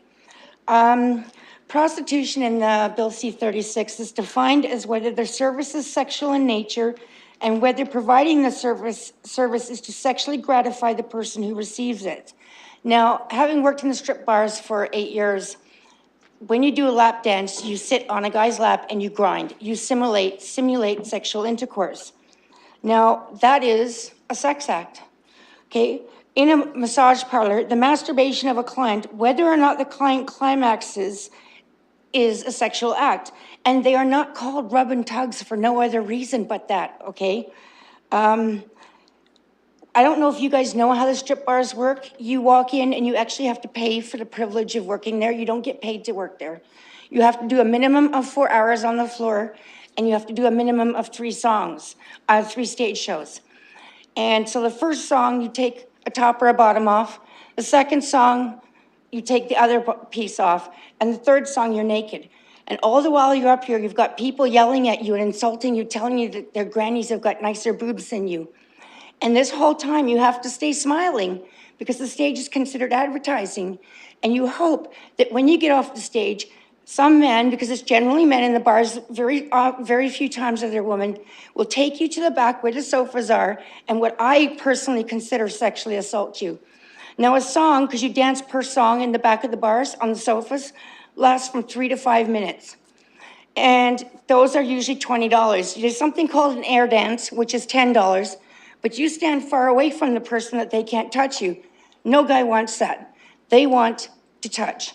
And anybody who tells you that more is not going on in a strip bar has either never been to one or is lying. $20 is the basic flat fee. Now, if you want other things like insertions, oral, manual, those are extras. Now, ostensibly and unofficially, that stuff doesn't go on, but in fact, it does. I've personally seen it and I've personally done it. Okay, it is happening, and that constitutes a sexual act, and the law says that is not okay. I don't understand. We're not talking about consent here, we're talking about the law. And I don't understand how anybody can debate whether or not they have the right to enforce or not enforce this law. The law is the law. Third parties who promote and capitalize on the demand by facilitating the prostitution of others for their own gain. I'm talking about the actual establishments here. Such persons may initially pose as benevolent helpers, providers of assistance and protection to those who work for them. But the development of economic interests in the prostitution of others creates an incentive for exploitive conduct in order to maximize profits. Commercial enterprises in which prostitution takes place, and these are the establishments, also raise these concerns and create opportunities for human trafficking and sexual exploitation to flourish.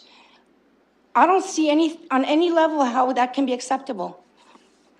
And also, advertising the sale of sexual practice services by a third party, according to Bill C-36, is illegal. Okay, so signs outside these places, advertisements in newspapers, billboards, that's advertising by a third party. So that's what I've got to say. I can tell you I'm living proof that sexual acts do happen in these bars, and it's not about consent, it's about the law, which says that's not okay. Thank you.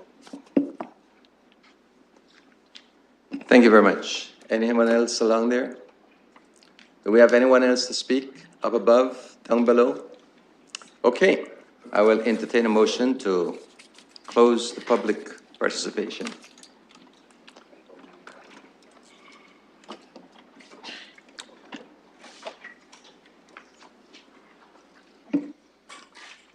Okay, it's been moved and seconded. Let's vote.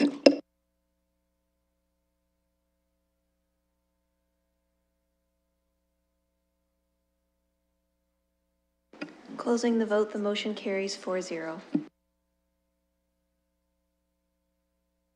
Thank you. So, committee, I would like to ask Mr. Katolik to respond to some of the questions, if you don't mind. Mr. Katolik, are you ready? Please proceed. You want to do it from there? You can do it from there. Thank you, Mr. Chair. I'll start off by saying that we are open to persuasion in this draft bylaw. And to begin with, I'd like to indicate that based on the comments received today, I suggest that the draft bylaw as written be referred back so we can review specific sections in response to the comments received today. We're just going to touch upon some of the categories that were discussed today from the public and offer some comments. I'll start off with the adult industry comments. With respect to touch, this is a policy issue, and I've mentioned at previous public participation meetings, and I've mentioned it today and I'll repeat, that the no-touch policy is being carried forward from the current bylaw. In terms of licensing operators, we do have the authority under the Municipal Act to license trades and occupations. The purpose of licensing operators is for oversight and supervision. There certainly is a difference between operators of adult live entertainment and body rub parlors. And I can speak from experience in attending these locations with our officers. When you attend a live entertainment parlor, there are operators on hand if the owner of the licensee is not present. They are either behind the bar, they're at the door, they're DJs, so they're usually is somebody always in attendance that has some oversight of the operation of that facility. This is somewhat different in body rub parlors. In body rub parlors, most of the attendants are contractors, independent contractors working there.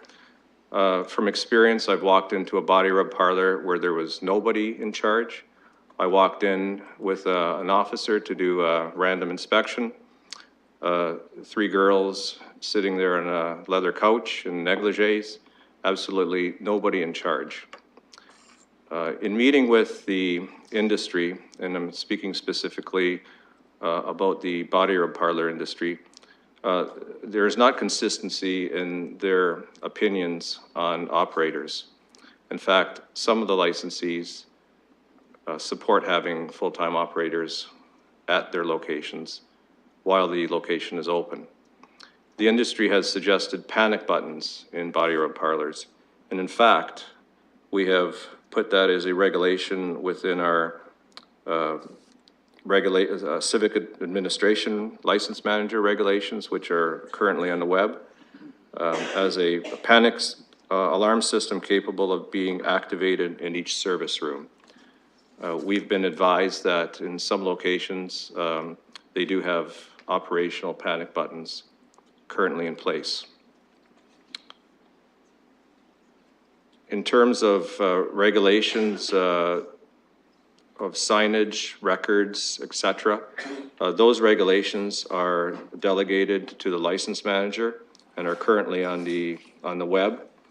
So for body rub parlors, we have regulations about laundry service, hot and cold running water, the conditions of the tables, mats, etc., signage, advertising. Similarly, with the live entertainment, we have regulations in terms of signage and record keeping. These regulations are currently out for public review and have not been finalized by the license manager at this point. In terms of fees, the fees for all the categories have been determined by predicting future enforcement and administration costs. There is a difference in the fees because there is a difference in terms of enforcement costs in the fees. So for example, body rub parlors, strip clubs have higher fees than, say, restaurants because there's additional enforcement costs associated with those. Similarly, with food trucks and other forms of food service, so restaurants, there are higher enforcement costs attributed to mobile food sales as opposed to standalone food sales. In terms of the preamble and municipal purpose of health and safety, our interpretation is that when we speak about health and safety, we're speaking about the health and safety of the prospective clients of all the businesses and also the citizens that work at these locations. But perhaps that needs to be more clearly clarified in the preamble. Moving to pet shops, we do have a positive list that's on the internet right now for public review. We do get a lot of good advice from our Animal Advisory Committee. And with respect to a positive list of amphibians and reptiles, we are referring to our current animal bylaws, animal welfare bylaws, specifically with allowing non-venomous snakes, non-venomous lizards, and spiders for sale in our pet shops. It's clearly stated that within this category, we're referring to bylaw PH3. With respect to food trucks, a mobile food truck selling ice cream, we would consider that as a category 1 or a class 1 refreshment vehicle. Perhaps that definition needs to be refined based on the presentation we heard today. There is a difference in fees with food trucks and restaurants because food trucks are mobile, they're locating in places where we could be getting complaints, and in that respect, the fees are somewhat higher. We do note that the fees have been substantially reduced from the current fees for mobile food trucks. With respect to the presentation with Coin Canada, we did not have regard for wholesale customers in terms of sale of gold, melting down gold in various jewelry. So I believe we need to turn our minds to that, make some minor revisions to the bylaw. And for those reasons, Mr. Chair, I think the bylaw should be referred back to Civic Administration, and we could come back in 2 cycles with a further recommendation for the entire business licensing bylaw. If committee so chooses to do that, there will be no change in terms of the full force and effect of the bylaw. We will still have it in place for April. That'll allow us to apply to a senior regional judge for set fines. We anticipate that that would be processed within a period of approximately 3 months. Thank you, Mr. Katolik. Before I go to the committee, I just want to check with the clerk to find out what is the timeline for 2 cycles. Can you tell us that?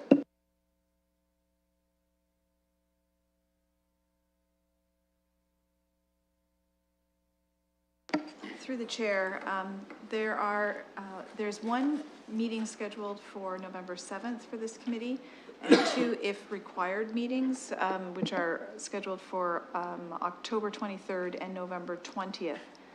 There's also a meeting scheduled for December 5th for the Community and Protective Services Committee. That will be a new committee. The reason I asked the question, committee, is because I wanted to be sure that I wanted us to understand what the 2 cycles are, whether it goes into the new council term or not. So it seems to me that 2 cycles will still keep us in this council term. Am I right? If the as-needed meetings are utilized, that would be the case. There's also the option for the committee to call a special meeting to deal with it. Okay, I'll open to committee. Councillor Armstrong first. Well, first of all, I want to thank all the presenters, those that are still here and those that have left, for coming here and giving us insight to all these issues that are here before us today. Sounds to me, for some of you, there's going to be, you know, we've heard you loud and clear, and we're going to do some more work and work with you on trying to come up with the you know, balanced legislation, fair legislation, legislation that protects consumers while assisting business to operate in our community. I certainly heard a few things tonight, new things that I think are important for us to look into, the food truck issue. I did want to ask one question through you, Mr. Chair, to our staff. It's the coffee truck industry. They're a mobile food service. What category are they covered under, and what type of fee are they paying? Because that sort of sounds a little bit like the ice cream industry. Can you help me out there just so I understand how it works? Mr. Katolik. Yes, through the chair, we believe that the mobile ice cream truck would be a Class 1 refreshment vehicle and have a fee of $170. Whereas and the difference is that both a food truck and a ice cream truck are mobile, but it's where the food is prepared, whether it's prepackaged or made on site. And when it's made on site, there's additional inspections done through the health unit and technical safety and standards authority. So as I understand with coffee trucks, probably all their food is prepared in a licensed kitchen, which would have been inspected by the health unit and inspected probably annually or biannually or whatever. Is that how it sort of works, and that's why they're different? That's correct. A coffee truck or a canteen truck would be categorized as a refreshment vehicle Class 1. I certainly think, I hope everybody that made presentations today will make sure that your presentations are, again, handed in, if you have them in writing. I certainly think we need, more, staff needs more time. I certainly think, we need more time. There are some, legal issues here that, certainly I can't say I have my head around the Supreme Court of Canada's decision and what that means, you know, trickle down into this issue. And I'm not going to suggest that we go in camera to get that information now, but certainly, you know, I think it's important that we look at that law and see where and how it's applicable in this circumstances.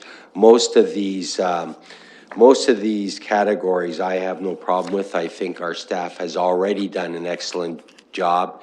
And if there's just a little tweak here and a little tweak there just to try to make sure everybody's happy, I think that's a good thing. I think the one, obviously there's two issues that we're really going to have to work hard on. And I certainly come into this situation with an open mind on all issues. I want to make that clear that I'm here to hear from everybody and have the information and to make an informed decision. So I want to make sure that that's out there very clear. Thank you, Mr. Chair. So, Councillor, you're going to move a motion to, oh, you did, eh? Okay, yeah. Councillor Sally? Thank you, Mr. Chair. So I'm not really in support of referrals. I think that the struggle with this, especially if we're talking about 2 cycles, is this committee in particular has spent quite a significant time dealing with this particular bylaw. We have a little bit more depth than whoever might be the new committee that shows up in December. And then they're going to have, they haven't had the same opportunity to hear from every single member of the public. They might have not had the opportunity to go through every email that we've gotten as specific as committee members. So I'm okay if we want to go over to the next meeting to deal with the final draft of the bylaw. That's fine. Through you to Mr. Katolik, I know he mentioned just maybe 2 or 3 examples of what he needs to come back and tweak. To me, it seems like it was relatively simple changes. The one being from Quint, the gold wholesale piece, that just seems like a one piece that could easily be addressed. So I'm not understanding the complexity of why it has to take 2 cycles, because I don't think it would be fair to the next committee coming in to have to try to deal with all of this without having heard from all these members of public and everyone else.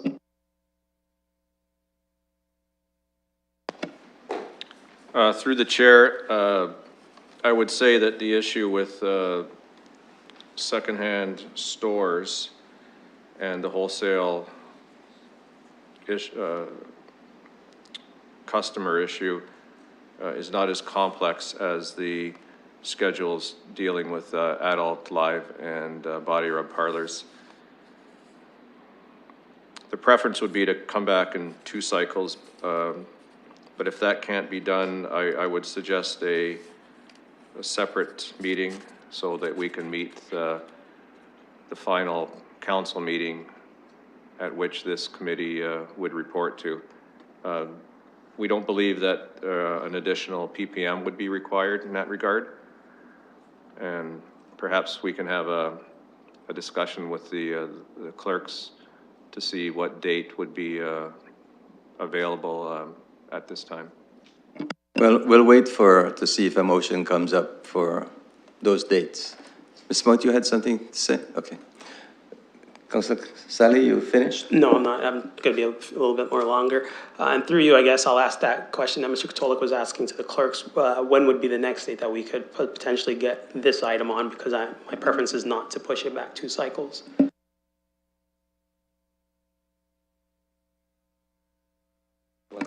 The next regular meeting date for the CAPS committee is November the 7th. Okay, so I see there's a mover. I don't see a seconder on this motion. So, so I guess.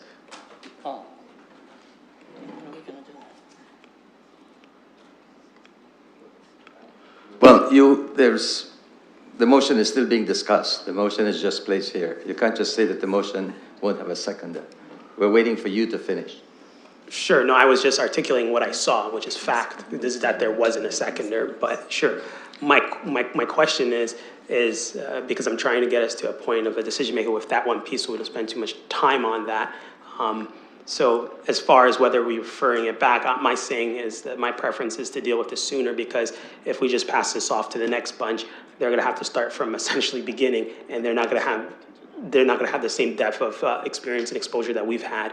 So I'll leave my comment on that for that piece, and I guess maybe I'll just ask staff, I guess there was a couple questions I don't think were answered that were raised. I'll get to the adult entertainment area after, but these ones were a little bit more direct and easier to answer, I guess. The gentleman from who operates the ice cream machine, he said he can't operate on city property, can't drive around. Does that prevent him from going up and down, let's say, in the Huron Heights area to sell some ice cream in the streets, or if you could just respond to his concerns there. The other part that was mentioned was the food trucks. I don't know if you maybe answered it or not, but he said stationary versus moving. The park, they have to pay $170, he has to pay $500, and there's more operational fees associated with that. Yes, through the chair, the ice cream truck we would recognize as a Class 1 refreshment vehicle, which is a motorized refreshment vehicle from which prepackaged food products are sold. And in that regard, the fee for that category is $170. They can offer for sale from place to place on public and or private property. So yes, they can travel city streets. With respect to previously a food truck where they would take the wheels off and just be stationary at one location, we made a policy decision in previous PPMs that we would consider that as a restaurant. And there's a different fee in that regard for standalone restaurants. Thank you. So I think the gentleman in the ice cream then is, I guess, fine with that. I think, so he's good. Thanks for coming. And I think the restaurant piece, thanks for the clarification. So to reiterate, it's because we consider the stationary to be a restaurant, we treat it as the same as a restaurant. So are they paying, they're going through the exact same process and exact same fees as if it was a restaurant? Yes, that's correct. Okay, perfect. So I did want to talk to you about some of the pieces. I know this was a comment that was made earlier about, us men. And reality is, when I'm looking to the left and right of my colleagues, reality is 100% of us who are elected officials here are deciding on something that 100% is going to impact women in this community. So I wanted to recognize that and appreciate that. We're in a very difficult position, but we're very fortunate that we had members of the public coming and sharing such different perspectives on this and helping us in formulating our decision making. So I'm very thankful for that. I know earlier there was some comments and maybe false equivalencies, if you will. I don't believe we're here to judge anyone or to label anyone, and we're not trying to say one way or the other. But I know there was a comment earlier that I wanted to respond to, because when someone tries to equate a gas station to an adult entertainment, I don't think that makes sense. That's not right, because gas station sells items. We're talking about real lives, and we're talking about real Londoners, our neighbors. So I took a little umbrage with that, to borrow Mr. Hubert's words. I did have one question to Mr. Katolik. And I know, or two questions. The second one was Councilor Armstrong raised it, but I believe I had it answered last time by Mrs. Stout about our ability as a council to discuss any of this matters in conflict with the federal government. And I believe she answered that last time. If she wants to reiterate, that'd be probably beneficial, because my colleague said that believed that that was part of the referral or the need for a referral, but I don't think that was the intent of Mr. Katolik. So I'll leave that as my second question. I'll come back to my first question. Thank you. Councilor Square. That was my question. You want an answer? I thought you were just making a statement. Mr. Katolik, do you have a statement to make on that? Ms. Malt? So is the question, I'd just like the question repeated. I'm sorry. There was a lot in the statement from the good councillor, and I just wanted to be clear what the question was. Thank you. Councilor Saleh, would you like to repeat? Sure. Thank you. So Councilor Armstrong was under the impression, or seemed to be, that part of the referral for the adult entertainment was because about around the legality of us in the Supreme Court challenging us as a council being able to be in this lane because of the federal and the compliance. If I'm seeing you nod, so I guess you already have an answer for us. Thank you, Mr. Chairman. And again, I apologize. I just wanted to be clear on the question. And the answer is yes, I have answered that question before in public session. We do not believe that it conflicts with the federal legislation. We would like the opportunity to report back on it. It's a significant issue. It's been raised by a number of the participants that have participated in this process. We have oral and written submissions on that. And consistent with what Councillor Armstrong has said, I think it would be most beneficial and prudent for the council to have that in writing, and we'd be happy to bring that back to the next meeting as well, so that the council has that before them. Thank you very much. Thank you. Thank you. And my last question, and I probably won't be able to be speaking again. There was a comment made, and I'm missing her name, but she's from the Anti-Human Trafficking Coalition, and she had mentioned that when you come in, the women who work in this adult entertainment facilities are required, or some sort of policy or unwritten policy, whatever it may be, are required to remove their clothing as part of some sort of agreement to work in such facility. So I just wanted to make it clear, is the city aware of this, and what is this, I guess, the city's position, and is there an opportunity for us to say, you know, I don't think it's appropriate for a manager or a business owner to tell a woman that she has to remove her clothing, period. So I just have that question. So I'm not sure if there's some information you can touch on that or not, or if that's actually accurate or not. Mr. Katolik or Ms. Smout?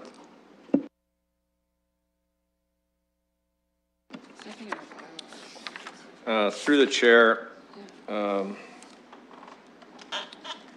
I'll just refer to the definition of live performance under the adult live entertainment parlor schedule, which means any performance, exhibition, or activity designed to appeal to the erotic or sexual appetites or inclinations, of which a principal feature or characteristic is the nudity or partial nudity of any person.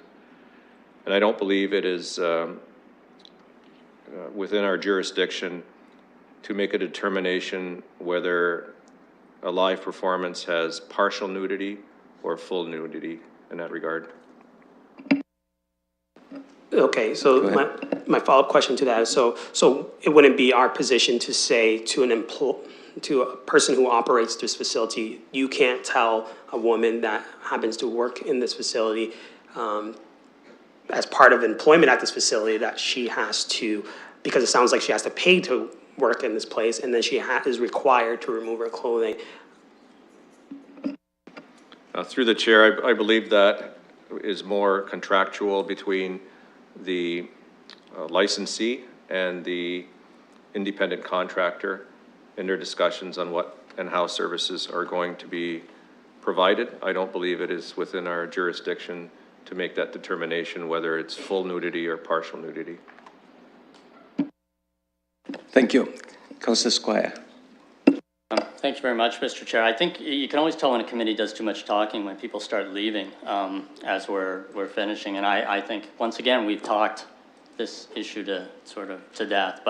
And what I want to do is just say, and I think it's important that I think we heard on the issue of the adult entertainment facilities, I think we heard something. Luckily, we were able to hear some very important things today from the community, from people who work in that community. And what I'm hearing from them is there's some real social issues that they try to deal with on a day-to-day basis in helping people maintain their dignity who do this type of work. The second thing that's really important is Ms. Walker and her group's presentation and focusing us on the law and what the law says. I think that's vitally important.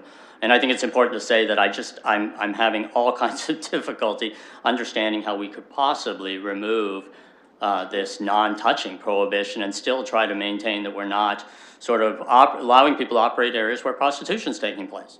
And I think we've got to realize that, and I think we have to say that. And there seemed to be a mix-up between prostitution and what we're licensing, and we should not be licensing prostitution, and we should do everything we can to not do that. So I think the reality that I heard, and I'm sorry she left, the woman who worked in the human trafficking, that's the reality. I'm a criminal lawyer. That was the reality. Take all the bows off it and whistles and all that, that it's a dignified thing.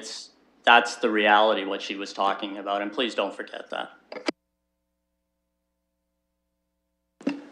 Councillor Armstrong, this is the second round for you. Well, thank you. Again, I think it's, first of all, very important that this committee, because of the time and that we've spent on this issue, I have to agree with my colleague. I would not want another committee to inherit this. So, again, there's a motion up there that will, I hope, make sure that this committee, though there's a referral, that this committee will be dealing with it, that if there are special meetings necessary in order that we can deal with this, it will happen. And of course, you're the chair most days, most times, so I'm sure that as the clock ticks and when we're at the next meeting, we'll know exactly what we have to do. So the second meeting may just literally be a formality, a meeting and dealing with the bylaws. So I hope he can support this, because when our staff says they need some more time too, I think we have to listen to them, and we have to make sure that there's a lot of legal issues here, and we want to make sure we do this right, because we're doing it once and it's going to be there for a number of years. So we want to make sure we do it right. And I think we've covered a lot while we've gone through this process. All the other areas, I think we pretty well have covered them, and they're pretty close to being problem-free, and most people will be happy, and we're still going to tweak. But there is the two areas that we do definitely need to do a little more work and make sure we know where we stand on it. I know where I stand on the issues, but we got to make sure that the legal issues are very clear to us and clear to our staff. And so in any event, I think that's it. Thanks again for all the presenters, for taking of your time, caring so much about our community. We appreciate that. Thank you very much. I just want to, Mr. Kotsifas wants to address something, but I want to make sure that we understand that there is a meeting scheduled for November 20th, which meets the second cycle criteria. And I believe that after that, still within the council term, is a council meeting. Mr. Kotsifas. Through the chair, that's exactly what I was going to recommend, is we'll be back on the 20th. It does not have to be a PPM. A lot of the amendments that we're talking about are more technical. We've had, I think, 7 PPMs now. I think this is maybe the 8th. So we've really, I think, really considered all the issues. I think we got some really good feedback today on the entire bylaw, and we will focus the changes to just those items that we addressed today. It'll be very narrowed in scope, and it could just be a quick report back with the final bylaw. And it would still meet, as far as I understand, the good councillor's intent to ensure that this committee is the one that addresses the bylaw. Thank you. So we have a motion on the floor. Do we have a seconder for this motion? Oh, okay. Councillor Helmer. Thank you. And it looks like a referral is going to happen, so I think I'll save my comments on the substance of the regulations until then. But I did want to thank everyone who's participated, not just in this meeting, but all the meetings we've had along the way on the business licensing bylaw. I know this is the 8th one, and it's a lot of meetings to attend, especially if you're attending multiple times. And I think we're making the regulations and the rules better through that process. So I wanted to thank everyone for attending. I do have a suggestion for committee to tack on to this, and hopefully it's something that people will support. A couple of times now, on the specific issue on adult live entertainment and adult body rub parlors, people who work in the industry have said that essentially through representatives, that it's really hard for them to participate in our process because they're worried about identifying themselves personally, that the whole thing is not working for them. And I think we need to direct our staff to figure that out. So, because we're going to make future changes, like down the road, we might make more changes to these rules. And I think we have to figure out a way of consulting and engaging with the people actually working in the industry, so that they can give us their feedback, both on what the existing rules are and what any proposals we're making for changes, without having to come up to the mic and give their address and, like say what their name is. Because that's clearly a big barrier to participating in that process. And I think that's why we saw so many advocates speaking on behalf of other people. And I'd like to, as much as we can, hear directly from people. And if that's figuring out some alternative to people standing at the mic, I think we should do that. So I drafted some language. I sent it to the clerk. It's a little bit long, but if we could maybe get it up on the screen and there's somebody on the committee who agrees with that and wants to move it. I'm talking about future public participation meetings on changes to this. Nothing that's going to really be between now and November, but in the future. So, Councillor Helmer, this what you're recommending, is that to do with the way we conduct communication in the future, or is it to do with this item? What I'm suggesting, I don't think there's time to make this kind of change between now and November 20th, but I think we need to think about it in the future when we're making a next round of changes to the business licensing bylaw related to these two kinds of businesses, so that we'd have a report back that there's the language there. And if somebody supports that, maybe we can tack it on.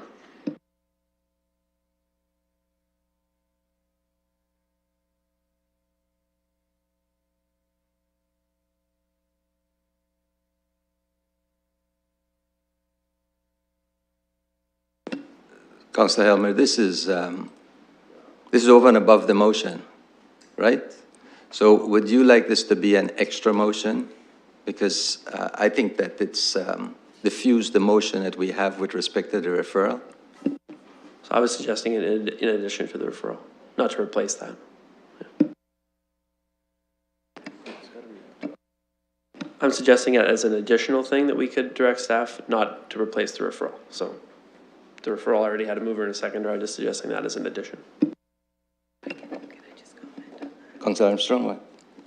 Well, I guess the thing is, I certainly understand what the councillor is trying to achieve here by making sure in future that should these bylaws be reviewed again, that we look at a different system, make sure that everybody feels comfortable with contributing. But we've sort of gone through a process right now, and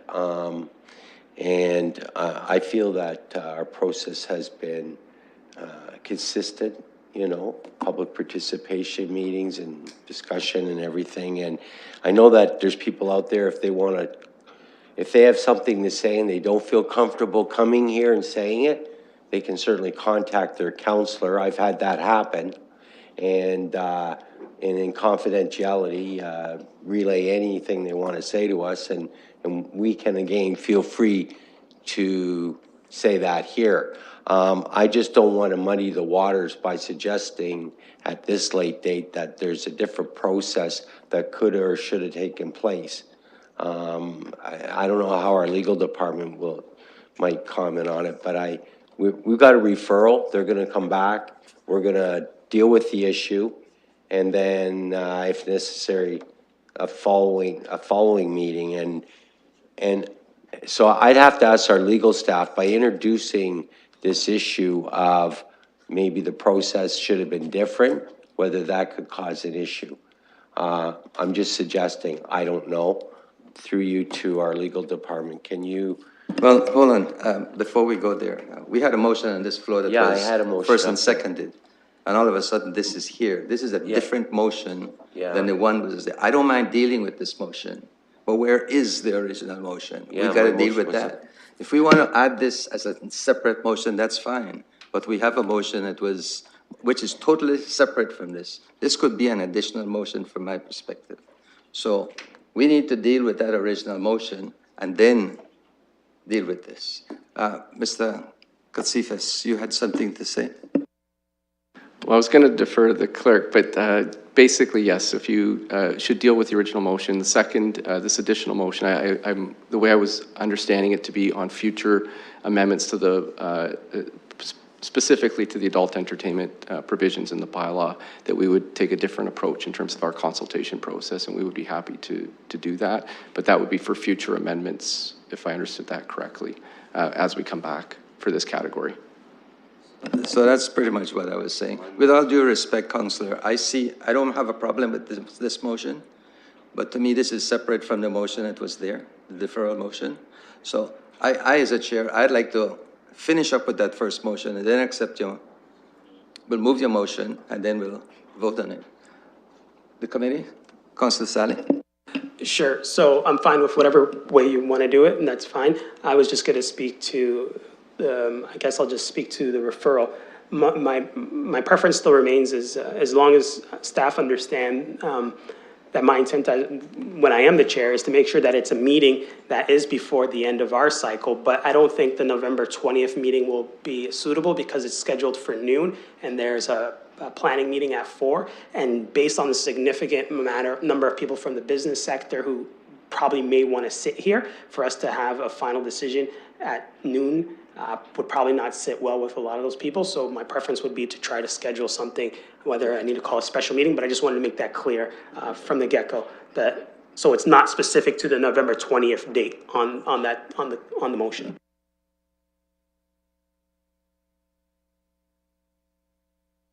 Go ahead, Barb. Thank you. Through the chair, if I can be helpful with the motion that you see before you right now, we are at committee, so it's a little bit different than council. It's basically an amendment to the motion on the floor, although it doesn't say to amend the motion by adding a new part B, but that's how it would be reflected in your report.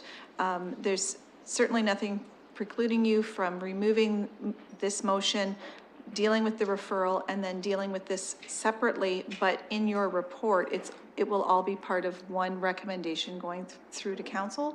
So it's entirely up to you. You can vote on this, and then the referral will be the next piece that you deal with, and it will be an A and a B in the recommendation going forward if they're both passed.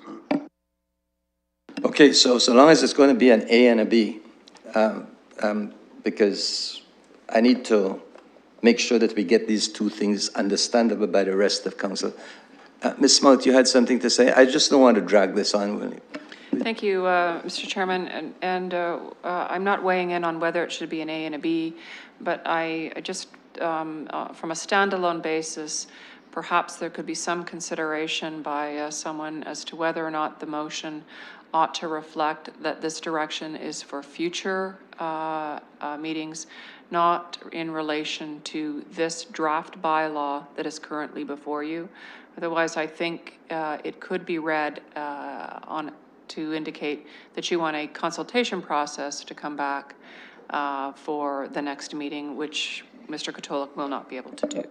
So if we could just get it to be perhaps clarified that this is for future, rather than on the existing. And I'll leave that to the committee secretary and the chair to determine how they will canvass that to be dealt with. And thank you very much for that explanation. I'm going to ask the clerk to pull this back, get it be modified to, we're not having another public participation meeting on this subject. So this is definitely for future type meetings. So what I'd like to do is to make sure that this is a B with the modification. I'd like to move on with the original motion. Councillor Helmer. I think that the change that Ms. Smout is suggesting could be accomplished by, after engagement approach for public participation meetings, you just put in for future public participation meetings.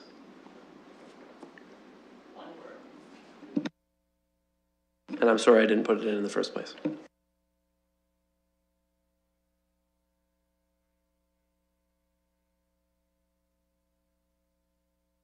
Still like to go back to the original motion and get it over with. Yeah, I'd like to, Mr. Chair. Again? I just want to point out the original motion had a mover and a seconder when it was up here. So we should have dealt with that. No, it's not an amendment, it's an addition. It's We an have addition. an original motion. Please, let's move on with the original motion.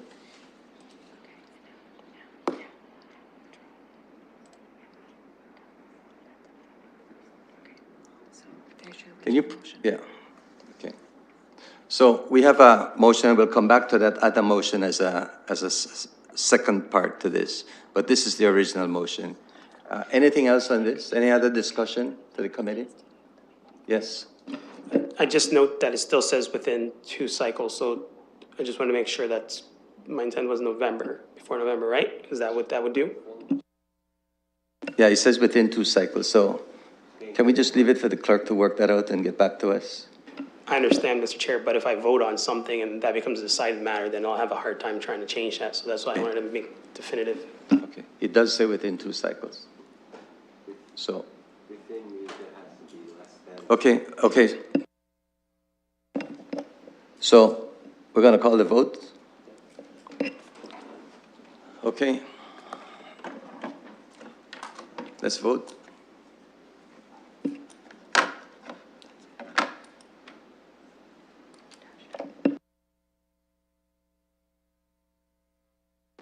Closing the vote, the motion carries 3-1.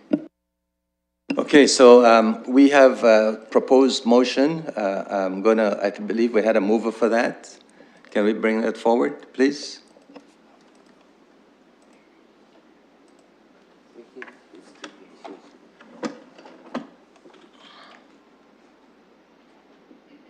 Can I read it?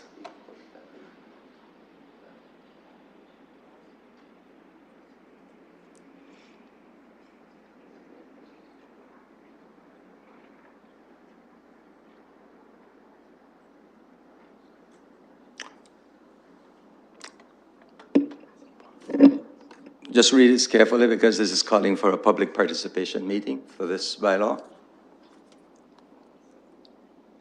I was of the impression that we are not having any other public participation meeting for this bylaw. So please somebody explain that.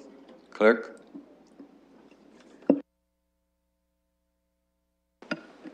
Through the chair, from what I am understanding of this, it is to have a consultation and engagement approach for any future public participation meetings that will happen for the business licensing bylaw going forward, not that we're having another public participation meeting with respect to this. Over in a second there. Any discussion on this? Can you make it quick, Bill? Try to make it quick. I guess the thing is, reading this over, first the end of the line, therefore, without sharing personal identification. Like, you're gonna have people come into public participation meeting, we're asking staff to figure out how they can come in, participate, but not have their identity revealed. That's what I'm reading here. That's what we're asking staff to figure out how to do that. And if it's different than that, then please let me know. That public participation meeting, either people have to come in here in person or they can have representatives and advocates. And so if they don't want to be here for whatever reason, they can have an advocate. But I'm just, have a problem with people giving information and not knowing who they are. That's problematic. So I just want the person, the counselors to think about that. Councilor Helmer? I think, unfortunately, the adjective future is modifying the wrong thing. So it says future amendments. It should probably be modifying future public participation meetings. I know that seems like a very small change, but I think it solves the problem. I guess, Councillor Armstrong, if you don't support the idea, you should vote against it. I mean. Councilor Squire. I think all we're talking about is sending staff away to come back with something to do it. I mean, certainly by the end of this meeting, I don't want to put a bag over my head. So, I mean, I think we're starting to really get into minute details of this thing, and it's crazy.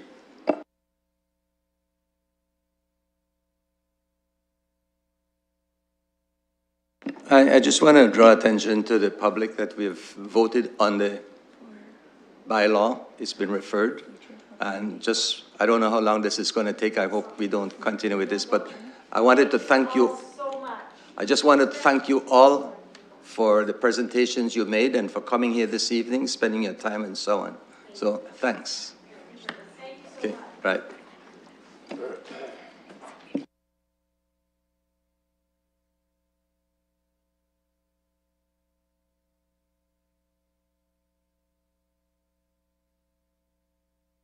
Guys, we got to fix this and let's get on with it. Where will we stand with this now?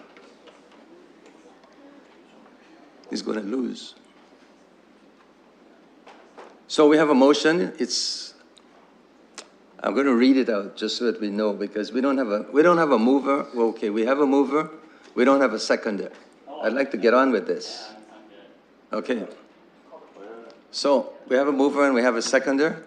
And this is saying to report back with a proposed consultation and engagement approach for any future public participation meeting for the amendments to the business licensing bylaw related to adult live entertainment parlors. Okay. Let's call the vote.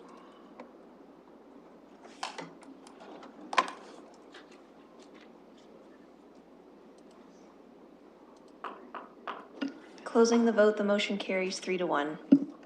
Okay. Any other items for discussion? Huh? Do you have another item? Not on this issue. Items for direction. Oh. That's where we are at now. I'm sorry, Mr. Chair. Deferred matters, additional business. Okay. Councilor Armstrong?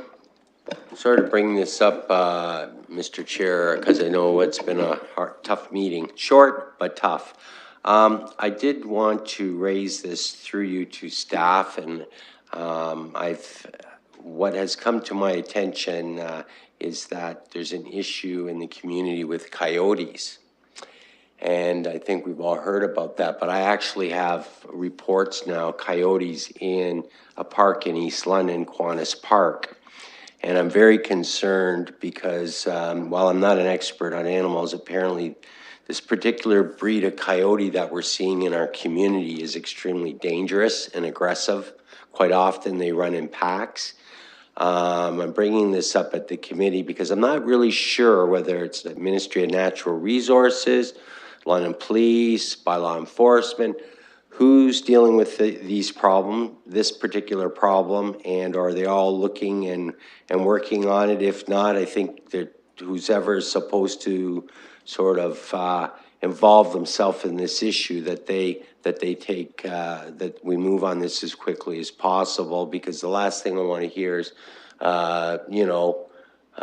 there's already in my area animals disappearing, and obviously it may have a relationship with these coyotes. And my concern is kids in parks by themselves, or, and that sort of thing. These animals, it's on the internet, actually will attack children, they'll attack adults.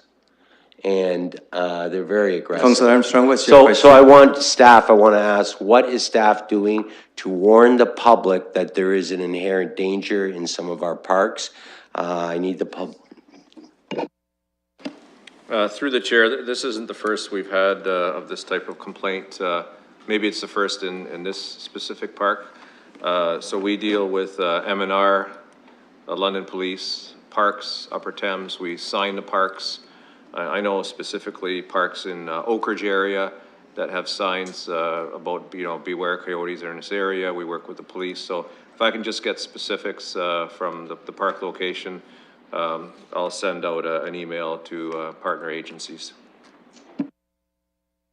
And I'm happy with that. The only other thing I would like, perhaps through you, Mr. Chair, is it possible that we can get a report back shortly on this issue because it's a community safety issue, to understand who's involved, what federal, provincial, municipal. Do we have a strategy on dealing with these coyotes?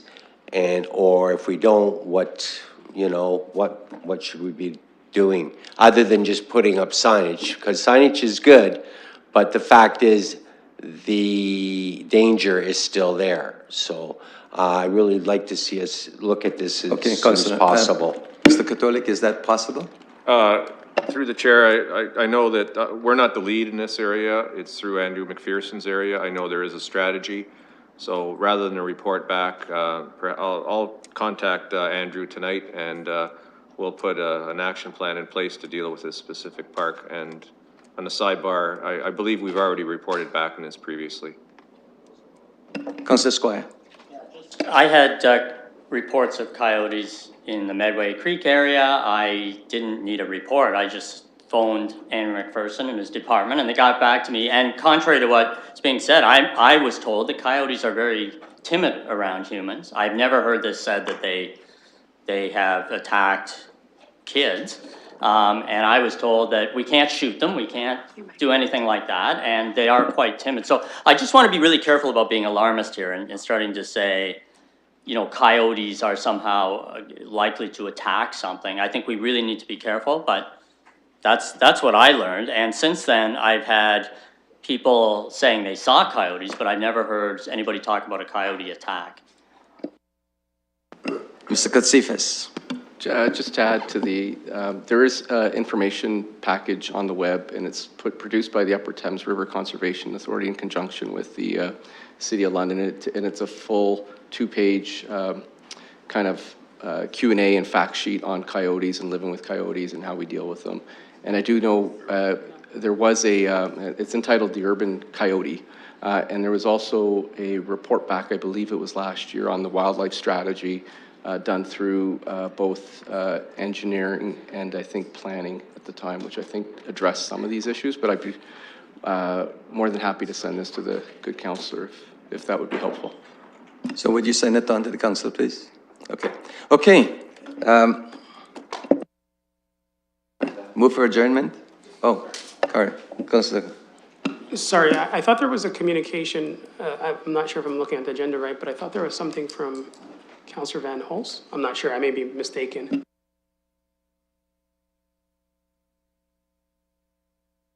I understand that that's for 11th.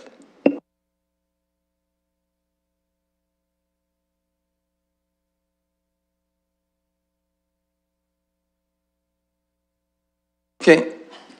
All those in favor? Carried. Thank you.